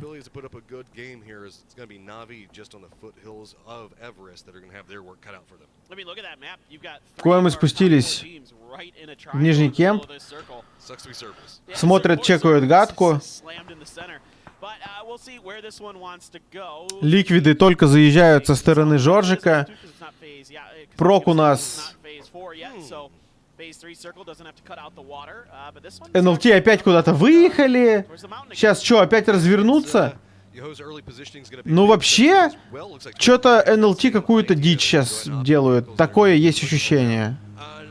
They going to opt into going off of this, as it looks like they're going to at least get distance away from 17 as well as Navi. Not going to lose anybody that way, but they're still just making the sin right into the bottom of Everest. Yeah, there's a couple, again, sort of divots in the side of this mountain that you can try to play potentially. It's a bit tough to get all the way up there. Есть такое ощущение, что НЛТ... We have Cerberus, E United, all just running into each other. This should be pretty... Пока вот их сзади никто не кошмарит. Вверх они не подымутся. Железобетон. Могут ли они там снизу играть? Ну, сомнительно, что они могут снизу играть. Тем более там сейчас Адоус еще будет идти по низу. С левой стороны. Вайлдкарты въехали в КДФ, я так понимаю. Фейзы... Ой-ой-ой, 17-й, посмотрите, как хорошо фармит сейчас. Какие хаешки просто, 17-й. Как хорошо, просто пришел, доел всех. Забрал себе фраги. Идеально. идеально вышли. Странно, что их никто с Эвереста... Чуваки с Эвереста, короче, уставились в НЛТ, и это дало возможность 17-м просто выйти. Так, мне кажется, Эверест не может им давать так играть. Смотрите, Адос прямо под НЛТ подъезжают, прямо под НЛТ едут. Мимо проезжают, но где встанет Адос, я даже не понимаю. Адос встают рядышком с НЛТ. Адос лег под машину, минус Адос. Туда же хаешка прилетает от Батулина. Еще одна хаешка и минус Адос будет. Батулин забирает... Мелман. Мелман добирает Адоу, заходит в Ноки. Ой, мы поехали вообще. Кто в лес, кто по грибы, кто по дрова, кто по ягоды.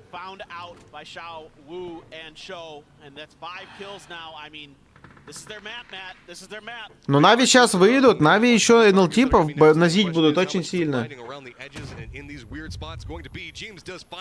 Ликвиды начинают нокать ТЕшек. Выглядит, как будто ТЕшки боятся, отходят. ТЕшки зажаты при этом еще. Данте здесь остался жив, нокнул кого-то из 17-х, но тут он как бы не жилец. 17-е, возможно, отойдут. Батулин в ноке. Батулина нокает 17 гейминг с чекпоинта. Экзампл добивает Батулина.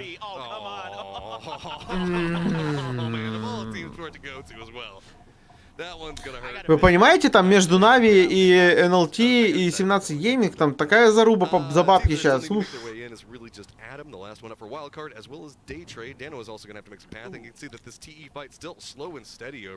Ни хрена себе хаешки дали.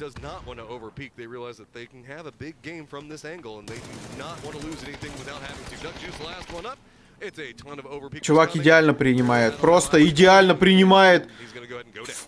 Если бы еще флешка пораньше взорвалась.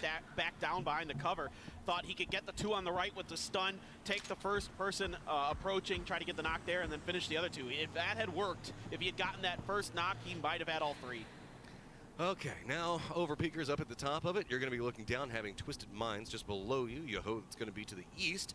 Crate is going to land kind of close to Yoho's positioning. Navi. Отличная позиция сейчас у Нави с Пайрой в ноке. Но я говорил, что здесь, ну, я не знаю, Unreal просто. Еще Мэкси им там подруинил. Ну, лучше бы они играли со своих двенашек. ГГ.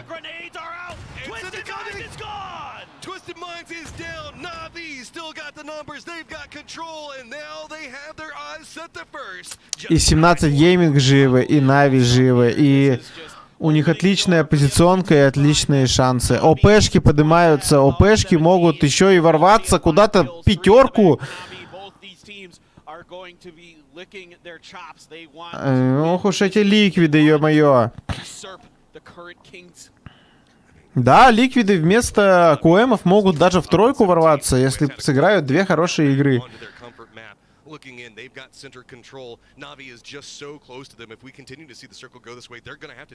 Нави Гоу, пусть 2022 тоже будет эпоха СНГ. Чувак, да Твайсы тоже СНГ о чем-то.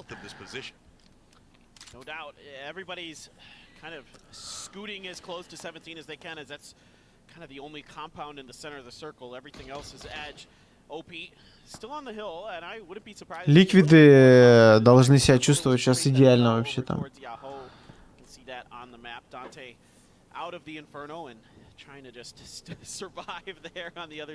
Очень плохую позицию выбрали НЛТ, очень плохую. Just harass everybody and get information as best as they can. Yeah, oh wow, overpeakers completely removed there. Ну все, ликвиды, если закроют Еху, у них большие шансы сыграть отлично эту игру. У Нави все отлично, у 17 Gaming все отлично в любом случае. Адам умирает за зоной. Я думаю, что тут, ну... слушайте, он там разнокал типов, да? Нави играют у нас под чекпоинт.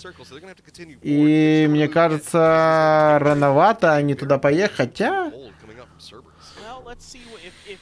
Сейчас Нави 17-ми закусится, вероятно.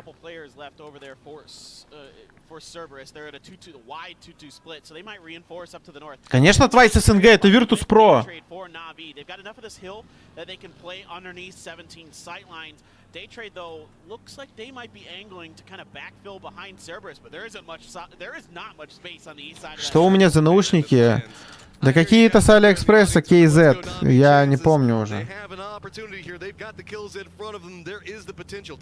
Это у меня у Маши наушники, я их тестирую. Но они мне понравились на самом деле. Типа, мне кажется, что они поприятнее, чем мои Хаммерхеды V2. Вообще у меня висят нормальные Dark Projects, но что-то вот эта вот дуга посреди башки так бесит в последнее время. Не знаю, когда я созрею для того, чтобы начать юзать уши снова. Полноразмерные.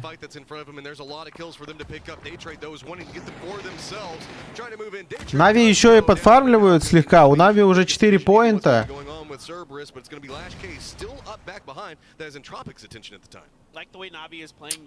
17-е пока сидят, там не пукают. Никуда не выходят, ни на кого не агрессируют. Где, говорит, Virtus Pro?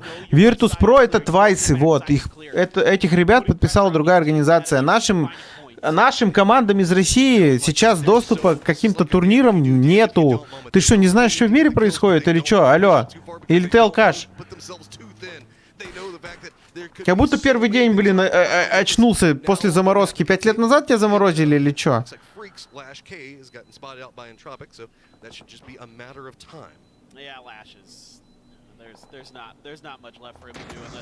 Бум. Нави в итоге нехило так закрутили, вы посмотрите куда.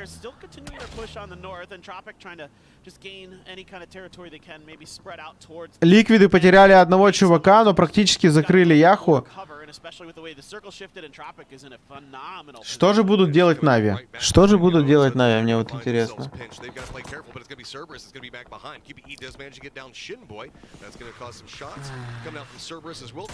Данте умер от Церберуса. Видимо, заспотали его. У Нави сейчас очень сложная позиция. Минус Мелман.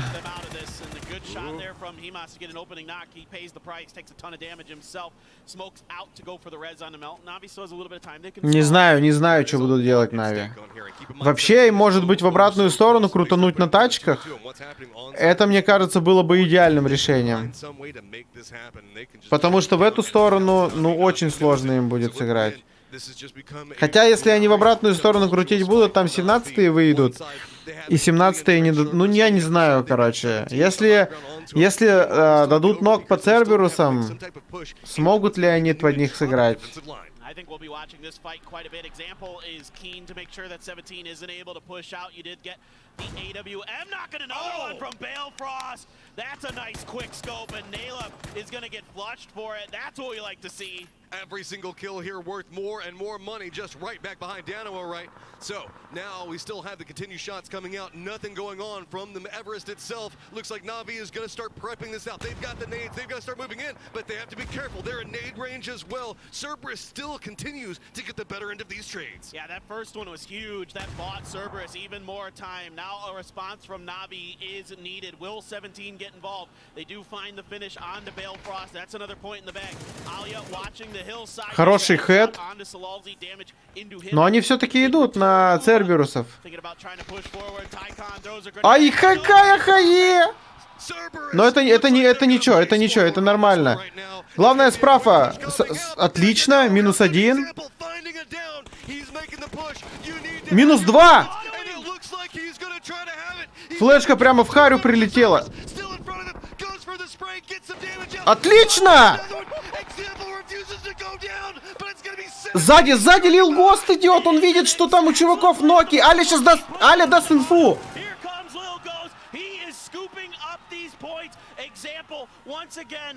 Просто все 17-е вышли. Доели новей. Ну, Ну, это было очевидно, конечно. И 17-е выигрывают игру сейчас. First. Is it going to be enough as 17 still has more points that they can try to pick up? And it's going to be Suju that manages to finally take down Navi, who are having a phenomenal day. Ну, Нави хорошо сыграли. Нави сейчас на первой строчке. А, ликвиды под 17-х подъехали. А, так остались две команды. О чем я? Хорошо! Давайте, ликвиды, закрывайте 17-х. Нахер! 17 is trying to retreat, trying to lick their wounds, trying to find an opportunity to heal, but Vard out on Варда увидел. Попал! Джимс доедает шоу. Осталось трое, 17 гейминг, 3 в 3.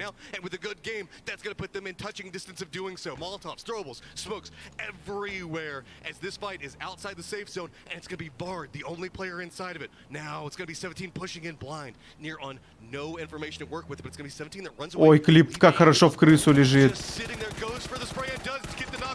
Но слишком плохо разыграл. А как он увидел его башку там нафиг? Ну, походу, 17 гейминг выигрывает игру. That forces the reposition out from him. Bard's gonna go up to the roof. James trying to escape. Lil Ghost is gonna try to spray him down. Does not connect onto James. James should be able to get into the safety of the foliage of the trees. For now, Bard is a... Ликвиды ушли вообще из пабга. Just 3 points now between 17 and Twisted Minds. Twisted Minds having to watch on. Какие, братан, все игроки в PUBG практически не меняются. Игроки, которые, блин, 5 лет назад играли, половина из них играет. Ну не 5 лет, ладно. Там 3 года точно. 3, вон ликвиды, все знакомые никнеймы. Все те, которые сейчас играют, все они же играли. Вот, ну тут, короче, без шансов. 17-е собрались. 17-е вышли на первую строчку, выиграли игру, и сейчас большая интрига будет.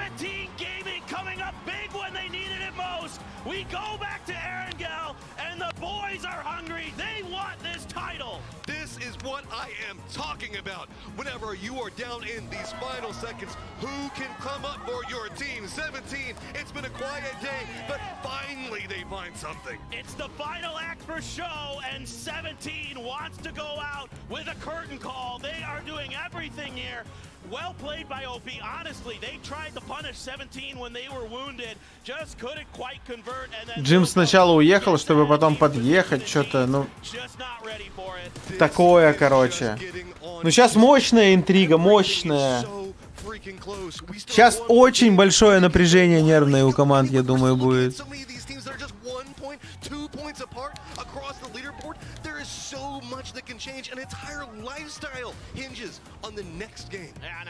А, там такая маленькая девочка такая, видели была?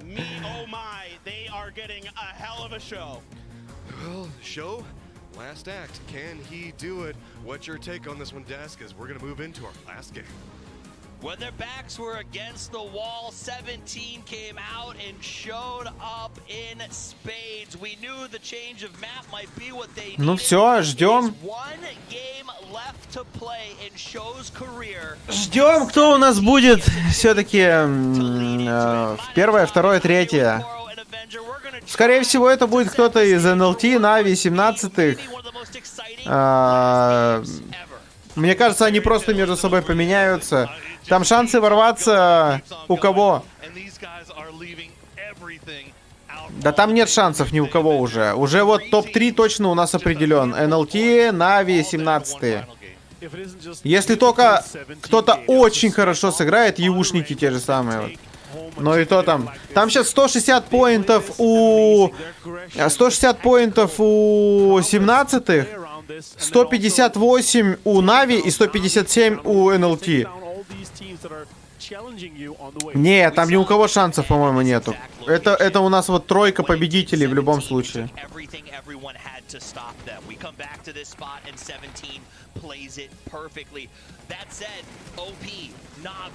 teams that we thought maybe they don't even make the moves, maybe they don't get there today. Ставил на кого-нибудь? В смысле, в рамках игры? Или я вообще ставками не занимаюсь, типа. Just showing again, once again, how many times have we now seen it from OP that if they can get to the late game, they can fight with just about anybody, and you can see the emotion on the face there for 17 Gaming. Lil Ghost is just putting this team on his back right now. MVP type performance from this kid. В игре у меня на NLT стоит. Так я же партнер, мне все эти скины дают, поэтому мне нет смысла даже ставить. Ребят, не забывайте лайк поставить на ютубчике. У нас с вами почти 300 человек. Before this game here, 17 Gaming, we're talking about 3 points in 3 games. Right now, they're popping off. They're getting 23 points in this game alone here to put themselves in the very top. Oh my god, I honestly can't believe it. I gotta say, though, Overpeakers, they fought tooth and nail for this second place here. It was close. They managed to make a good push here, but if they just had, you know, maybe a little bit more nades than 22. Так, ладно, я сейчас отойду. Увидимся на следующей. I mean, what can you even say about the mentality, the psychology behind 17 to get 3 points in this situation on the final day of the global championship, and then put all that behind you, all that tilt, all that stuff behind you, and then come out here and deliver a huge performance to put you back in the top. Absolutely. You might be wondering why you heard the casters call it the last call, and again, that is because Show has said, I'm retiring. This is my last game, and we thought it might be over. A lights out performance for them on the first 3 games of the day, but they show up, they put up when they need to. And another team that's doing it, and you're seeing them on the screen, Martin, is Na'Vi. They were in the hunt for some cash, but not for the trophy at the start of today. 2 chicken dinners and another big game sets them up to go the distance. They made 51 points in day 1. They made 56 in 4 games now, so they've broken their kind of first day performance here now, but they're come back, and now they're making a 3-horse race. We're speculating whether it's possible, and they've shown us by luck of Twisted Minds and Twisted Minds 17 Gaming having on a rough start, and now 17 Gaming, they put themselves into the 3-horse race here. So I'm really loving what I'm seeing, honestly. One of the most exciting, if not the most exciting, global finals we've had so far. Let's take a look at the match leaderboard. 17 Gaming comes away with 23 whopping points. Overpeakers picks up 16. Na'Vi continues the climb. The big standout is in 13th place. Twisted Minds, once again for another game in a row, gets 1 point. It's like someone called and they said, hey man, there's people looking to rob your house. And they said, let me unlock the doors. Let me go ahead and open that up for you, because they are not securing that position they started today with. And it's very untwisted minds like. Yes. I mean, we were talking about it coming into today, how clutch this team has been on the final day of tournaments all year long. Even going back to last year, they put up so many wins, so many points on the final day of tournaments, and it just has not been going their way today. Now, all that left aside, it doesn't matter. You don't even worry about all the stats. You're down to 1 game here, Martin. 3 teams all have a shot. And Lil goes with another performance. Another game, 6 kills and above. It's like the 4th or 5th time he does this. You know what I'm kind of hoping for? What? This last game to be a military circle. Okay. Oh, I'm hoping that he changes his name next year. Just a ghost? Just a ghost? Poltergeist? I don't care. He's haunting this lobby. It's crazy. Absolutely nobody can put a stop to him when he is playing his best. Take a look at how the points have changed. Poor as we walk into this one. Twisted Minds only picked up 1. United also very tough game for them. But 17 Gaming, wow. I mean, that's... I don't even know what to say. United, they're in a position now. They're looking to hold on to 4th. Like, it's going to be possible for them to jump in and take any of these spots here. It's a 3-horse race now. We have just 1 game to play. Overpeakers with a fantastic run in the last game. They could take 4th away from United. At this point here, we're talking 10 points different only, right? Absolutely. We're going to get a chance to look at that overall leaderboard in just a moment to show you exactly how the race is shaping up. But I think you said it best, Martin. It is a 3-horse race at the top, and then we're going to see a race for the best of the rest. Up at the top, 160 in first place to 157 in third. The difference in payout, $750,000 for those 3 points. So those teams are going to have to come to play, and the best of the rest, 134, 124, United over Overpeakers fighting it out, and everyone below that. Just $250,000 per point, by the way.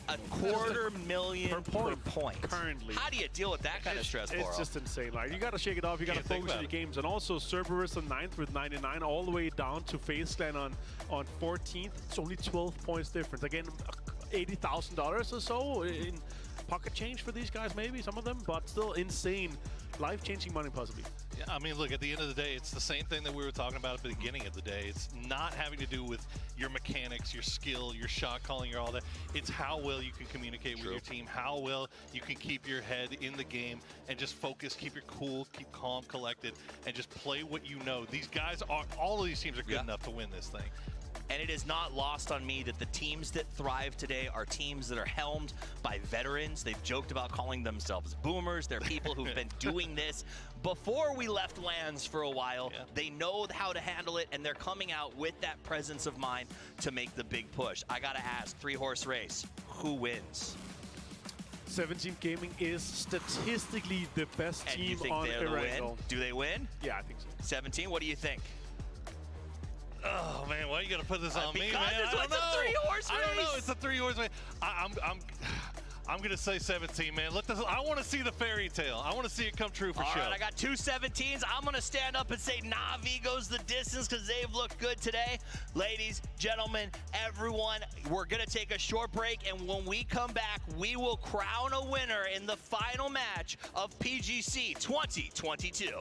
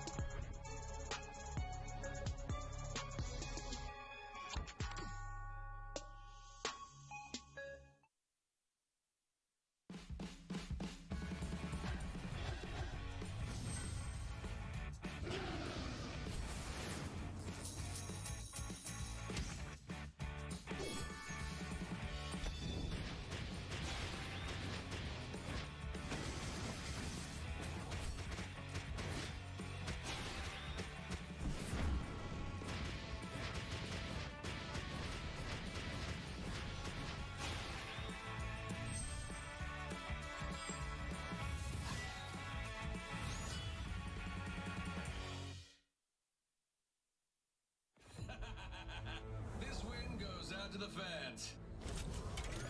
Meditate on that! High five! My eyes are up here. A bold message. I will not rest.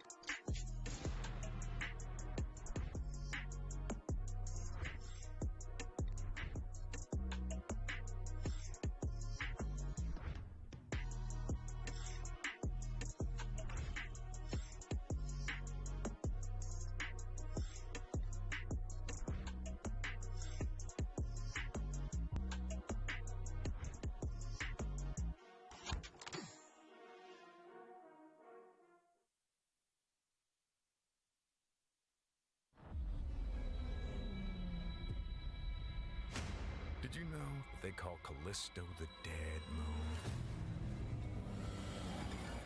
Dead. Gives me chills every time.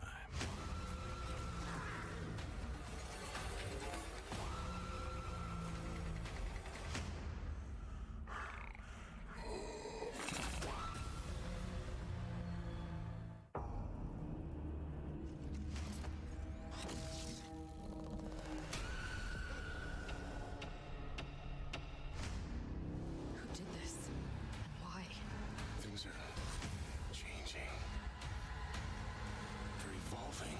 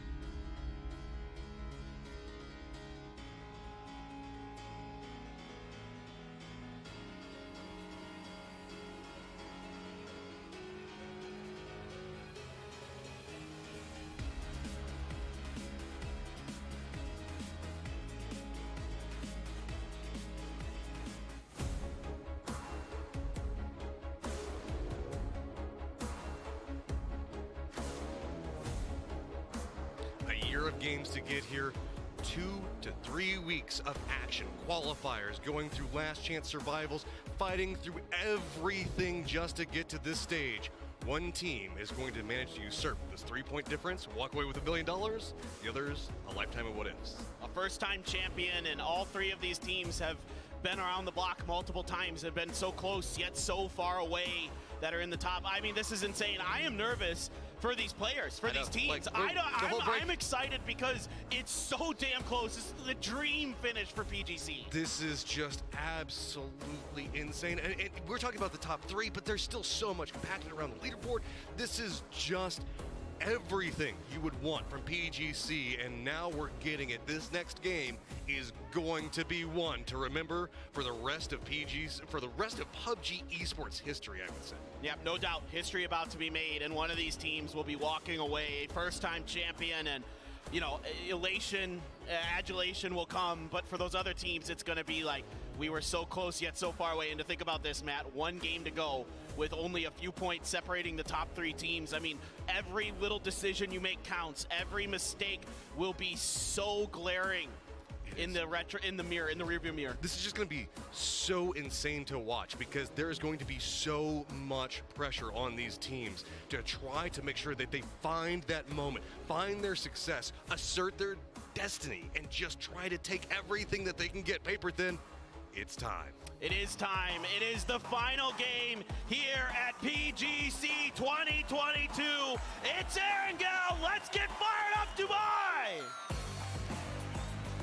Plane is up. Path is set and ready to go. There is just a kill or 2 across this board. Who will be our last team standing, as it is going to be neck and neck. Plane starts over Zarky. Yes, right where we want to see a circle, and I swear, I mean, this is going to be, oh boy, it's going to be really intense. A few alternate drop spots are going to have to be found across this one. I mean, I'm already just, I mean, if they had a heart rate monitor on me right now, Matt, it'd be in the red, no doubt. I'd be up in why kick a moo cow territory. We got to take those deep breaths for a second. I know. You got to get feeling it, but you can see the drops coming in. See if any secondary, tertiary drops are going to be coming like you were talking about. This is already going to be damage control for a couple of these teams. No doubt. It is potentially one of those kind of plane paths that does cause some congestion around vehicle spawns. And right Так, ну что у нас, чатик, тут? Too much though. I think a lot of teams are playing it safe. There might be a lot of people squaring off over Sosnovka Island. Будет интересно, если это будет милитари, а? Как вы думаете, интересно будет? Если это будет зона сосна. Мне кажется, должно быть неплохо.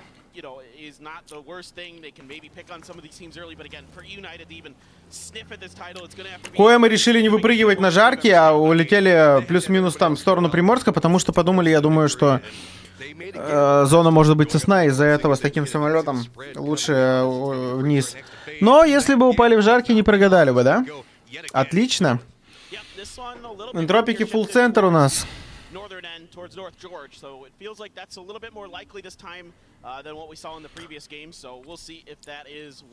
Ну слушайте, если верхняя зона, то есть... ну там тоже не так много вариантов проков, короче.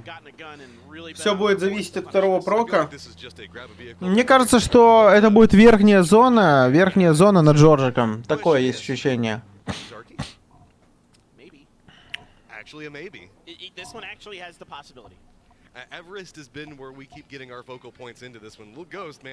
Так, это у нас статистика за прошлую игру, по-моему.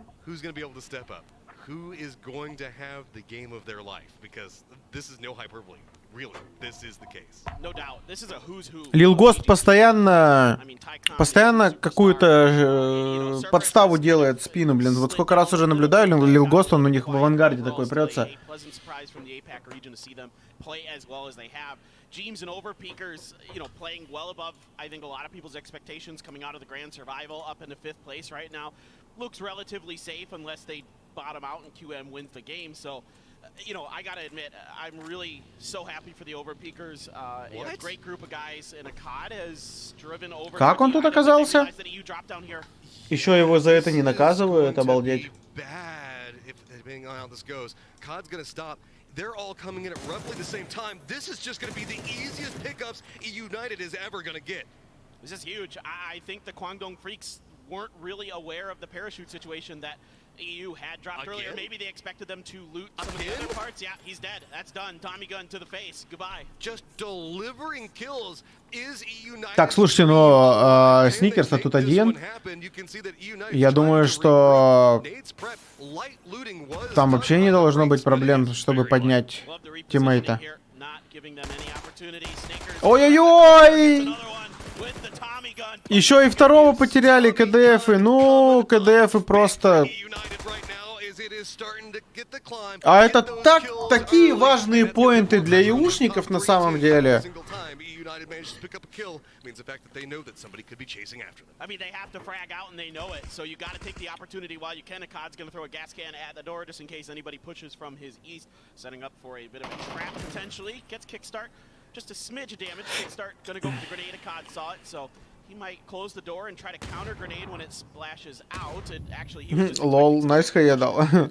Shotgun, it's got some capabilities, but probably not in this fight. You can see too many angles coming in. There's the double barrel on one side of it, Akkad with the AR, and it's feeling like the freaks are gonna go out pretty early here. And keep in mind, while yes, they are in 12th, that's not by a lot.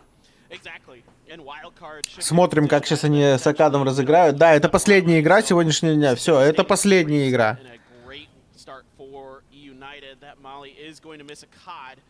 Trying to see if he had come out the door, but they have Snakers watching the front. Snakers, they should have him down here. Kickstart jumping around on the furniture. Как же они душат бедолагу. Как же они душат бедолагу.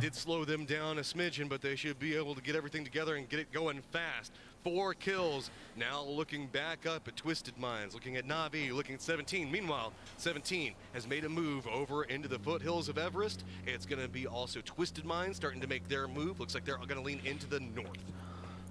Yeah, absolutely. 17 already out. The bridge is being camped on both 17-е едут. All 3 of the Georgia pole bridges. I have somebody around them. You have Donawa and занимают Папича. watching them from some angle or another. So А, не сплитом, кубы плюс Папич хотят. Но там сидит Донава. Прочекал он, нет? Походу говорит, что нету никого, походу. А, нет, что-то спалил. Что-то спалил. Это игра на $1 миллион. Ну, победитель сейчас заберет, идет $1 миллион, да. Leaving Yaznaya right behind them as well. They are dangerously close, all 3 of these teams to each other. If they run in. Второе место 500 тысяч, третье место 250. И вот между 3 команд сейчас решается все. Между 17-ми, Нави и Твайсами. Все решит эта игра именно. Очень напряженная сейчас будет игра у пацанов. Очень напряженная, очень нервная. And they are not afraid to use it. They are going to be coming in right back behind the tail end of Na'Vi, and Na'Vi's going to be right back behind Twisted Minds. They are going to get some separation as it looks like one's going to lean to the west and one's going to lean more northwest. Can you imagine the power move here if Na'Vi just kind of has figured out in their minds that this is Twisted Mind? Like if they had kind of read the rotations through their coaching and said they're going to do this on these circles. Ну, на самом деле неприятно, что Нави и НЛТ примерно по одной траектории ротацию совершают. Хотя вот Нави немножечко правее взяли. Сейчас разъедутся. Шлюшники на лодке плывут. Вот это да. I think with good coaching, yeah, absolutely. United's going to have to go for the beach and go for the vehicles. By Milta Power should be free. Вот это да. Definitely some vehicles available over there. I assume Tycon looking to spray down Yoho with his scar. That's a good. Ну, Шинбой быканул. Shinboy, no more solo rat play for him in this tournament. Минус машина. Scary for a second. Punich does get himself positioned to play from right here. This is going to be, I guess, an awkward standoff for a while. Тайкон сейчас может взорваться. А, неточное хае. Yeah, no, I mean, he has been an absolute just phenomenal player this entire event. All eyes on him for the future, no doubt. Церберусов тут всего 2. Ой-ой-ой! Это что было? А Пуныч уже ушел под мост и возвращаться не собирается, вы посмотрите. Лол. Лол. А что Пуныч решил делать? Там вылезти нельзя.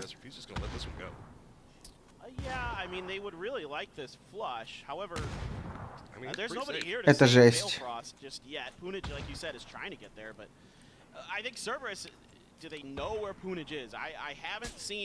Well, somebody's shooting at him now. I think it's from across the water.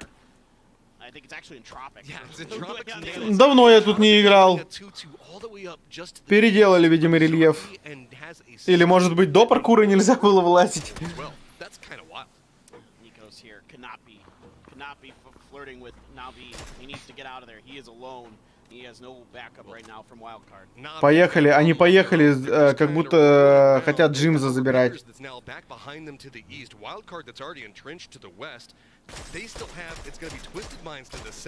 So while they're kind of rolling around here, they need to make sure that they've got their angles on lock. Yeah, Alia just gonna start doing some kind of peek battle with Vard. Vard has had enough. He wants to reposition here. Oh, I think overpeakers just they're gonna kind of fall back a bit to safety. Джимс уезжает отсюда. У Яху таки один в ноке, он его так и не пошел арестать, что ли? Я не понимаю, почему. Это максимально странно, на мой взгляд. А вот они его подняли наконец-то. Пунач вернулся к нему. Смотрим прок. Я думаю, что верхний прок будет. Вот НЛТ прям хорошо заезжают. Верхний! Ну да. Камон! НЛТ прям хорошо заезжают. Так. 17 гейминг. Должны спокойно проезжать через мост. НЛТ уже хороший кемп заняли для себя. Уже можно сказать, что НЛТ на верочку эту игру могут сыграть. Потому что дальнейшие проки, они в районе этого дома. Может быть, конечно, что уйдет. Ай-яй-яй! Задавили своего пацана.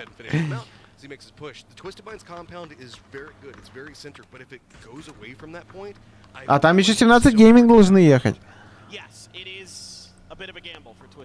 Ну, таешки сейчас на Донаву приехали. Это, знаете, Донава и таешки это как небо и земля, блин. Донава таешкам не проиграет. Неплохой нок. Даже из-за этого нока пацаны решили развернуться.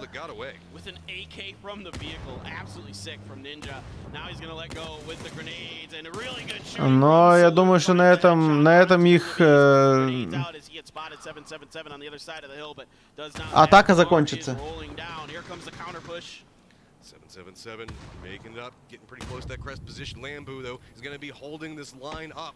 Так, Ленку должны поднимать. Салют в ноке.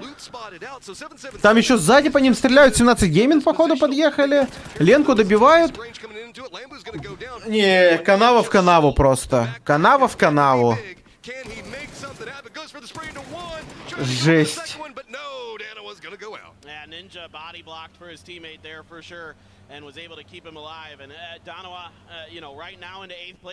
Да, 17-й подъезжают, будут дофармливать. Хорошая хае должна быть. Перелет. Успеют даже резнуть. Тоже плохая хая. Перелет. Слушайте, если таешки сейчас заруинят 17-м... Вау!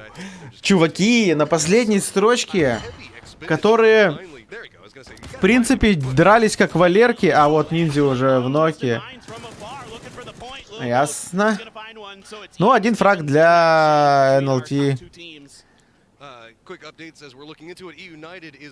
Все, на последней строчке закончили таешки. Это последняя игра. Последняя.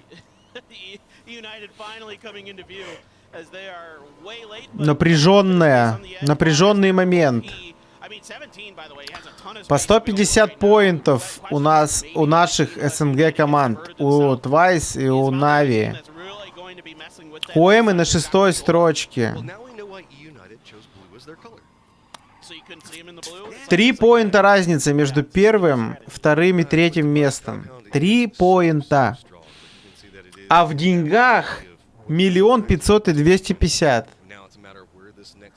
Holy shit. Мне пофиг, за какую команду болеть, лишь бы это была СНГ, типа.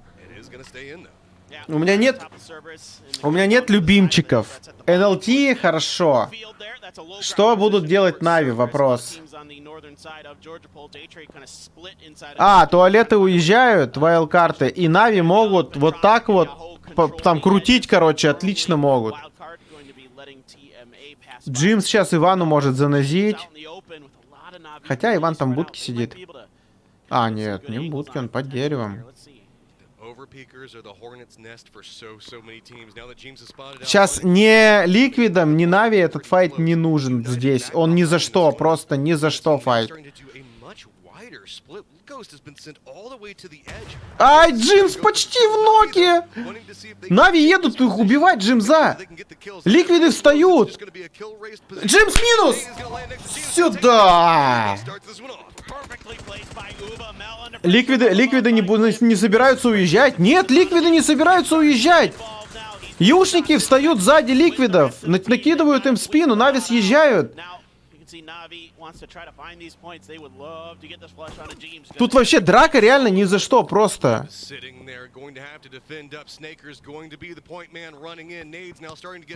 А юшники прямо под Ликвидов подъезжают. Это их прямые преследователи. Если юшники Ликвидов убивают, то все. То их уже точно никто не сдвинет с 4-го места. Мэкси минус. Да кого? Успел отхилиться. Клип минус. Джимс в ноке. Осталось 2 чувака из Ликвидов. 1 хп у Мэкси. Должны садиться в тачки и Ликвиды уезжать остатками своими. Джимса подняли, Мэкси выжил, садятся в одну тачку, уезжают. Нави еще их встретить могут, теоретически. А, выпал Мэкси! При этом кикстарт получает сзади. От фейзов, фейзы подошли. Фейзы подошли, Ликвиды развернулись или что? Ликвиды развернулись! Что происходит? О, Нави фармят!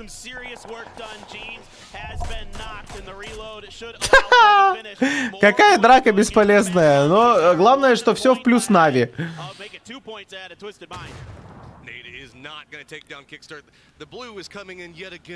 Минус Ликвиды. Ай, Нави едут прямо на вайлдкарт.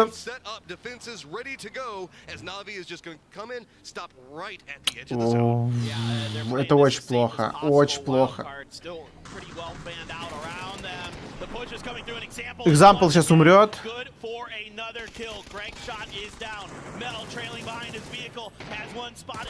Ой, как хорошо! Как же хорошо! Нави их трахнули почти! Никто даже не нокнулся!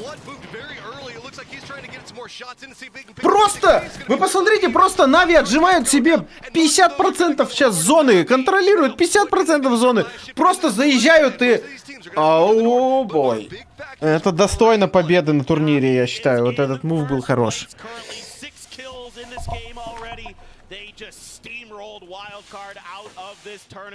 Это тоже мув вообще хорош. Хорош. Классный мув, пацаны. О, бой. Мне кажется, для таких моментов в игру надо добавить эмоцию камень, ножницы, бумага. И вот сидят такие 3 гуся в будке, 4, и скидываются.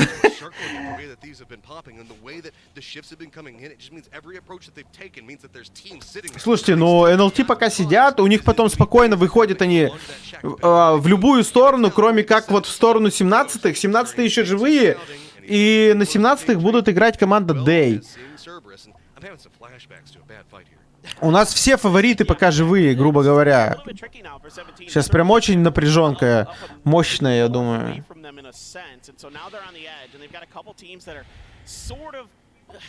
Да, на ПКСе Нави очень плохо сыграли. Ребят, не забывайте лайком поддержать трансляцию.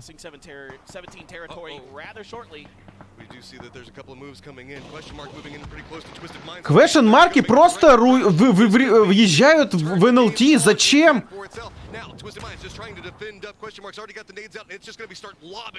Бля. Это очень плохо. Это очень плохо.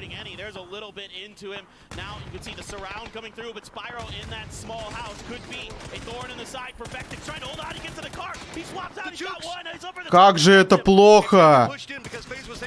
Зачем вы руините?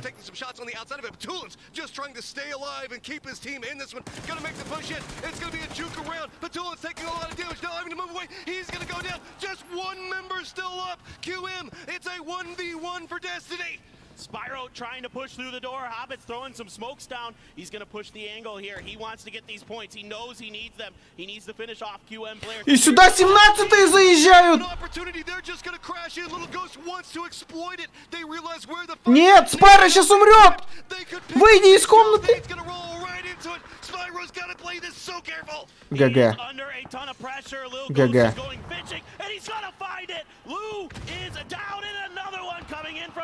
Охренеть просто, какой мув от Куэмов. Просто жесть, какой мув от Куэмов. Twisted Minds has been removed. They will not be winning PGC 2022 this year. Now it's on to 17 and Navi. Phase out. Жесть, какой... And United has gone out into 10th and they will finish in 4th place. Cemented in position. 17 though not yet done. 64-62 and the fight continues. Oh, what a grenade from Shaw. Это просто шок. 17 loses a player, but they've got 3 kills. Чуваки просто... Вау.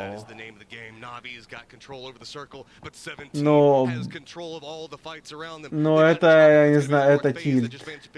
United, but to the west, it's going to be day trade. That's going to be moving into Cerberus's lines. Navi doesn't have the cleanest vision into what's all going to be happening, but it's going to be FaZe that's starting to get pretty close, and looks like they might be trying to see if they can get some kills into it. Well, FaZe is getting sandwiched here now, and Tropic on the backside. Example's putting some serious hurt, gets a headshot on 2 Fex. That's going to be a cleanup. Another point here for Navi. They are slaughtering everything they look at. They are dialed in. Now that is a knock on Uba from Crazy. Here comes Little Ghost. Now moving in, insecting right back behind where we see Entropic. No real push. Нет, это... Я не знаю, я в шоке. Но если Нави не выигрывает, это будет full tilt. 17-е закусились с энтропиками. Энтропики дали нок. Лилгос в ноке, неточные хае. 17-х осталось 2 на ногах. Хорошая хае сейчас полетела прямо под ноги Лилгосту.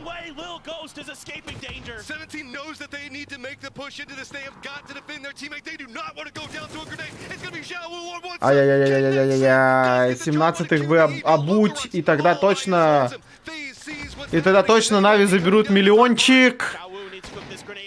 Better this go around. That one's right next to him. Lucarux almost down and out. Shaowu's going to think about one more grenade. Saw him prone. Should have him done here. That is going to be another point in the bag for 17. Ай-яй-яй. Ай-яй-яй. 1 поинт у них разница. Единственное, 17-е сейчас будут драться со всей картой. У них фейзы, у них ТМА, у них Дэй.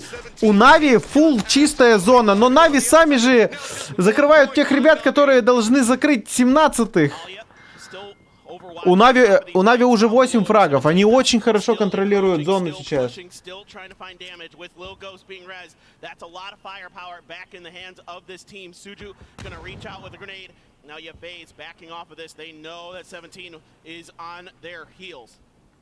Seventeen slows down for a second, resetting, getting that mental under control. Navi's got still about half the circle. Everything to the north is theirs. The problem is all the fighting's going on to the south. They realize what's going on, and they're hoping that a weakened 17 is going to be limping into this one, or maybe not be able to pick up enough kills. But right now, it's just being a continued firefight that 17 is finding. Sure, they have lost 1, but it hasn't been enough to stop the roll yet. I thought day trade might come in here and try to play. Слушайте, у 17-х все очень будет сложно. Если они из этого выберутся победителями, то они должны выиграть этот турик. Такая ситуация, она просто, я не знаю, не выигрывается. Как они будут тут разыгрывать, я не знаю.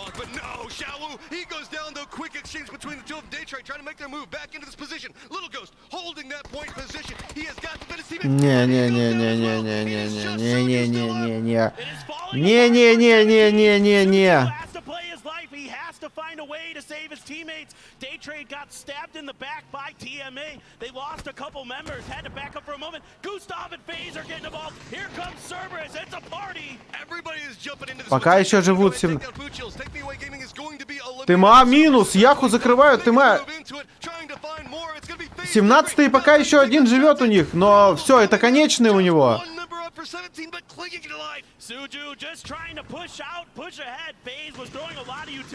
Суджу, братан, ты решил выигрывать? Не, ну тут сейчас очень большие шансы у Нави забирать этот миллион. Да, Нави миллион забрали. Нави выиграли игру. Найс.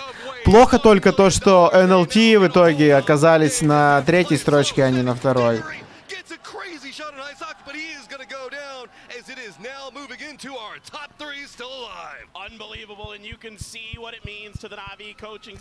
Найс. Это мощный тильт для NLT. Это просто лютый тильт, я думаю.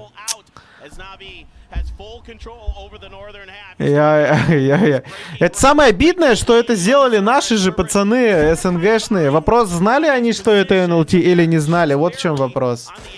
Но это просто, да.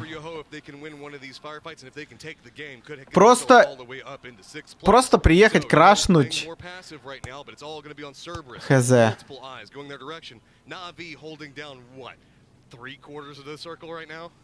Yeah, something like that. And we got a shot of the PGC trophy there where Na'Vi will be etching their names into history. They will find pictures of their banner in the museum as time goes on. Indeed, they will be added to this list alongside greats like Gen G, OMG, the Sonics. I mean, just unbelievable. New Happy, an insane achievement here for Na'Vi and a great list of teams to be right up there next to. Не знаю, как это произошло вообще, но...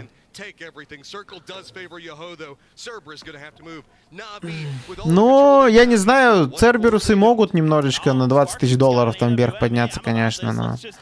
Маловероятно. Яху могут чуть-чуть подняться тоже.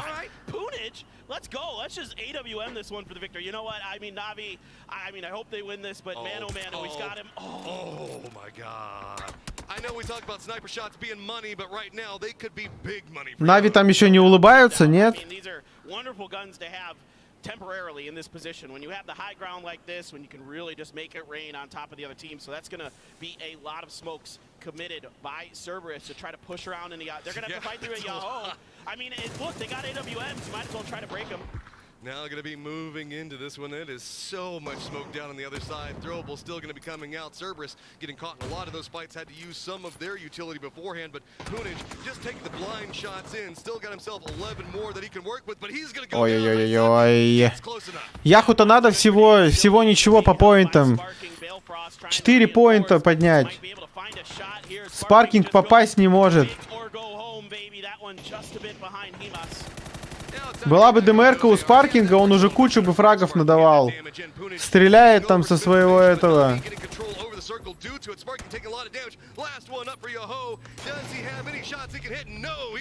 Минус Яху. Alright, here comes Na'Vi. They want to end on a bang. They've already claimed the championship, but you might as well go out in style. Alia leading the way for his squad, has Cerberus looking at him behind that tree. A bit of a peak battle here, but you can see Na'Vi is fired up. That movement is quick. Alia with a beautiful gun in his hands right now. Example, just going to go ahead and start tossing out the nades. The patience, the control, still going to continue. Backs up against the wall. Cerberus not going to be able to do too much. Looking up this hillside now, stepping away. I know the fact that we talked about, what is it? Да, вот это финальчик, конечно. Ну, я сейчас просто представляю, как себя чувствуют ребята из NLT, из Твайсов. Это просто... Я видел их вебки, когда они поняли, что это КУМ и...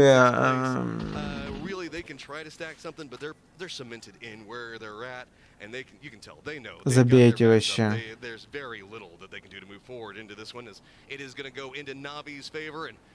Я видел, как там, какие эмоции были у Батулина. 252 тысячи Твайсы забирают, и Нави забирают $1 миллион. Ну, заслуженно, наверное. Сколько лет ТЕ играют? Очень много лет. Почти все время одним и тем же составом, да?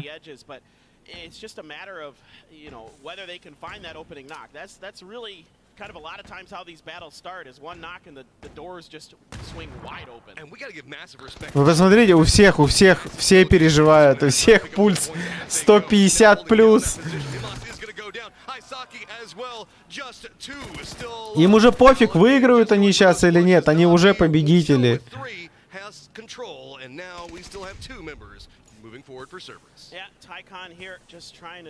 Да.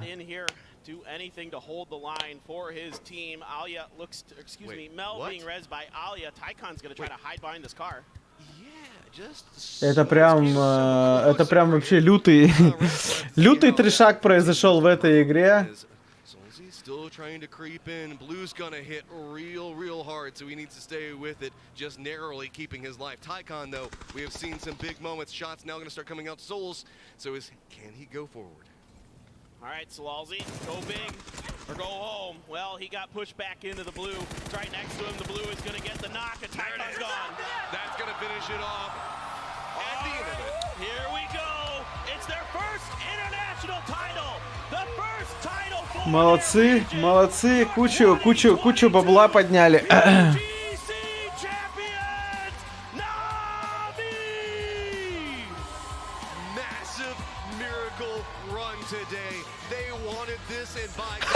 Бедный экзампл его смяло там просто.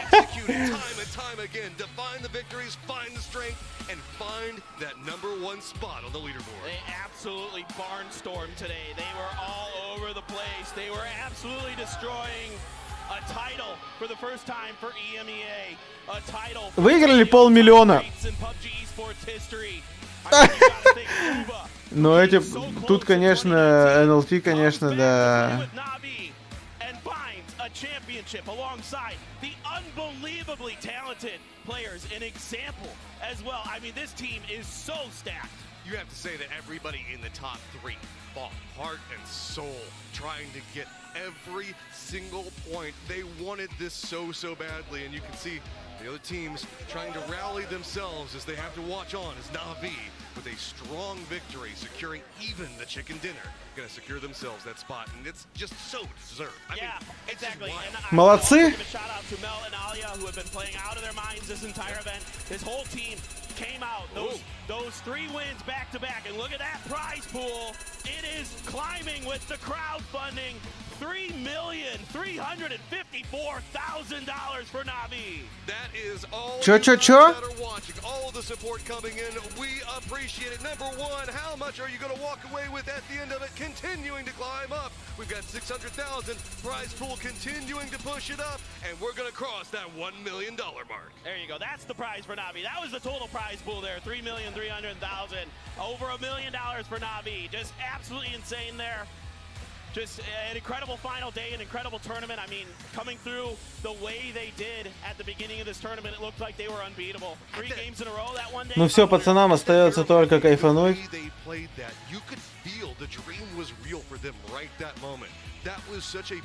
NLT full tilt, просто full tilt. Hitting some crazy shots, and everybody just coming together now, making that walk to the trophy. It was the tournament-defining moment, no doubt about it. That was the pivot point. That was when Na'Vi realized that they could do it. They could realize the dream, and certainly they did. They have found the championship here in 2022 for PUBG. So much work, so much heart, a year's worth of effort, consistently fighting against everything to try to take themselves all the way to the top. It's gonna be your PGC 2022 Grand Champions! Что-то кубок слишком легкий какой-то.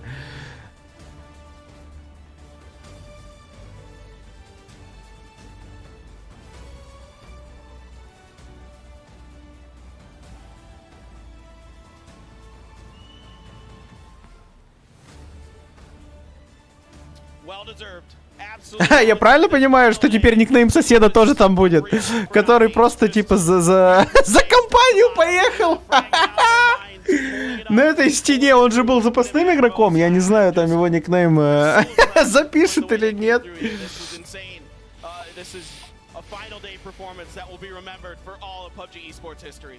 With the insanity of how close it was, to be able to play in that crunch of a situation and find ways to succeed, because you know they were sitting there, they were watching the kill feed go off, they could see who was getting kills, they knew the fact that it was going to get more and more hectic, but they still played their game every single step of the way. Interview time. 2022, Na'Vi lost at PCS 7. You come here and you lead it from start to finish. Move forward, guys. Don't be afraid. Now, Uber, I know you said I wasn't allowed to interview you again unless you won. You've just won. Let's have a chat here, guys. Move on forward. I'm hoping someone will bring you a mic. We got a mic over there. Им чё, Нави даже кроссовки выдали, что ли? То есть у них даже кроссовки одинаковые у всех. Give the mic to example. Uber, I'm not going to let you chat now. We're going to have to let all of you chat. Example. I'm curious. 3 wins in 1 day. What does this win, the PGC 2022 win, mean to you? Example, 4 победы за 1 день. Что эта победа означает для тебя? For me, it's a long way, so I just can't appreciate my teammates for hard work. Ты можешь по-русски говорить, там переводчик? I don't know, fight till the end. I appreciate you, my girlfriend. Буквы путает, нахрен. You should be happy. You are the best PUBG team in the world right now. Mel, going into the final game, there was 1 point separating each of the top teams. Uber says to me he... Вы посмотрите, вся в татуках, просто вся в татуках, нахрен. Calm and controlled to get that final chicken dinner. Был одна разница в поинте от победы. Как вы сохраняли спокойствие?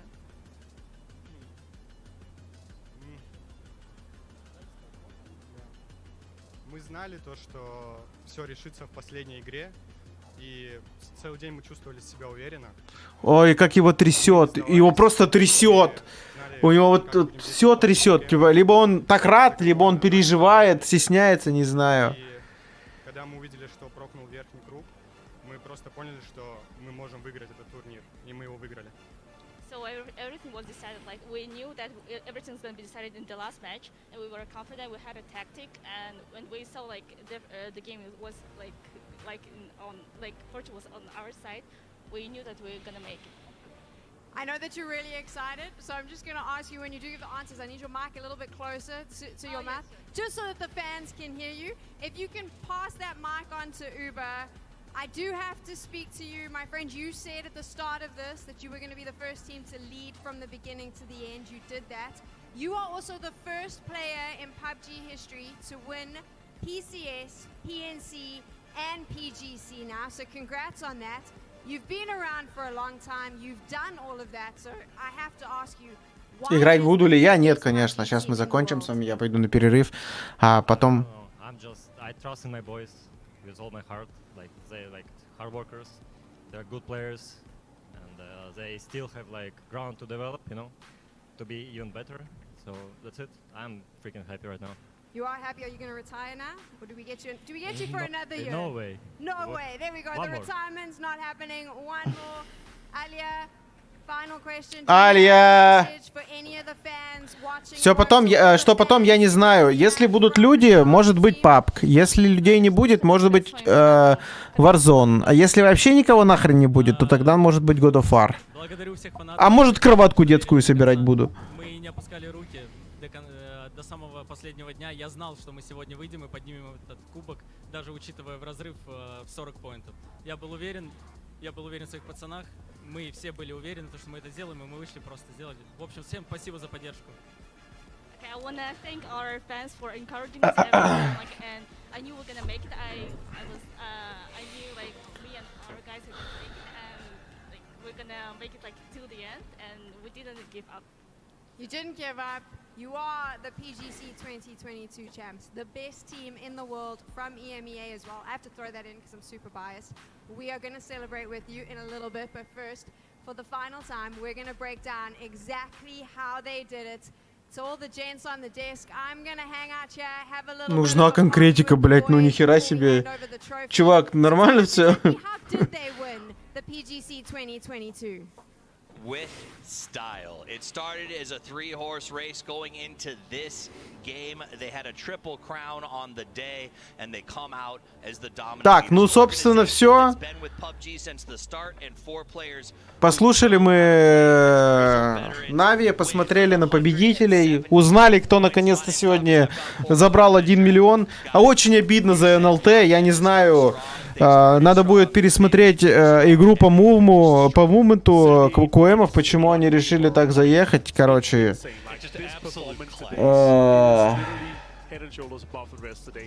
Короче, это был такой мув, ну, странный, с одной стороны.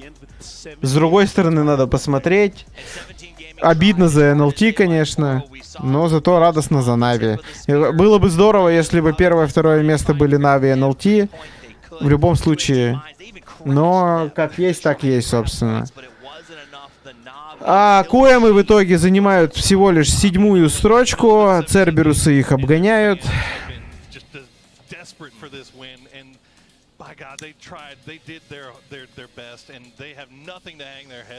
Ну вот, как-то так. Вот этот мув у Нави прям реально победный. Очень круто здесь разыграли. Очень круто разыграли, просто. Я был в восторге от этой разыгровки. Я думал, они сейчас должны помереть, но они тут вывезли. На этом будем заканчивать, прощаться. Я буду сейчас отдыхать. И в зависимости от того, будут люди или нет, будет уже дальше принято решение, какой будет, по какой игре стрим. Подписывайтесь там на телегу, в телеге все сообщу, если надумаю собирать кроватку сегодня вечером, может быть, тоже.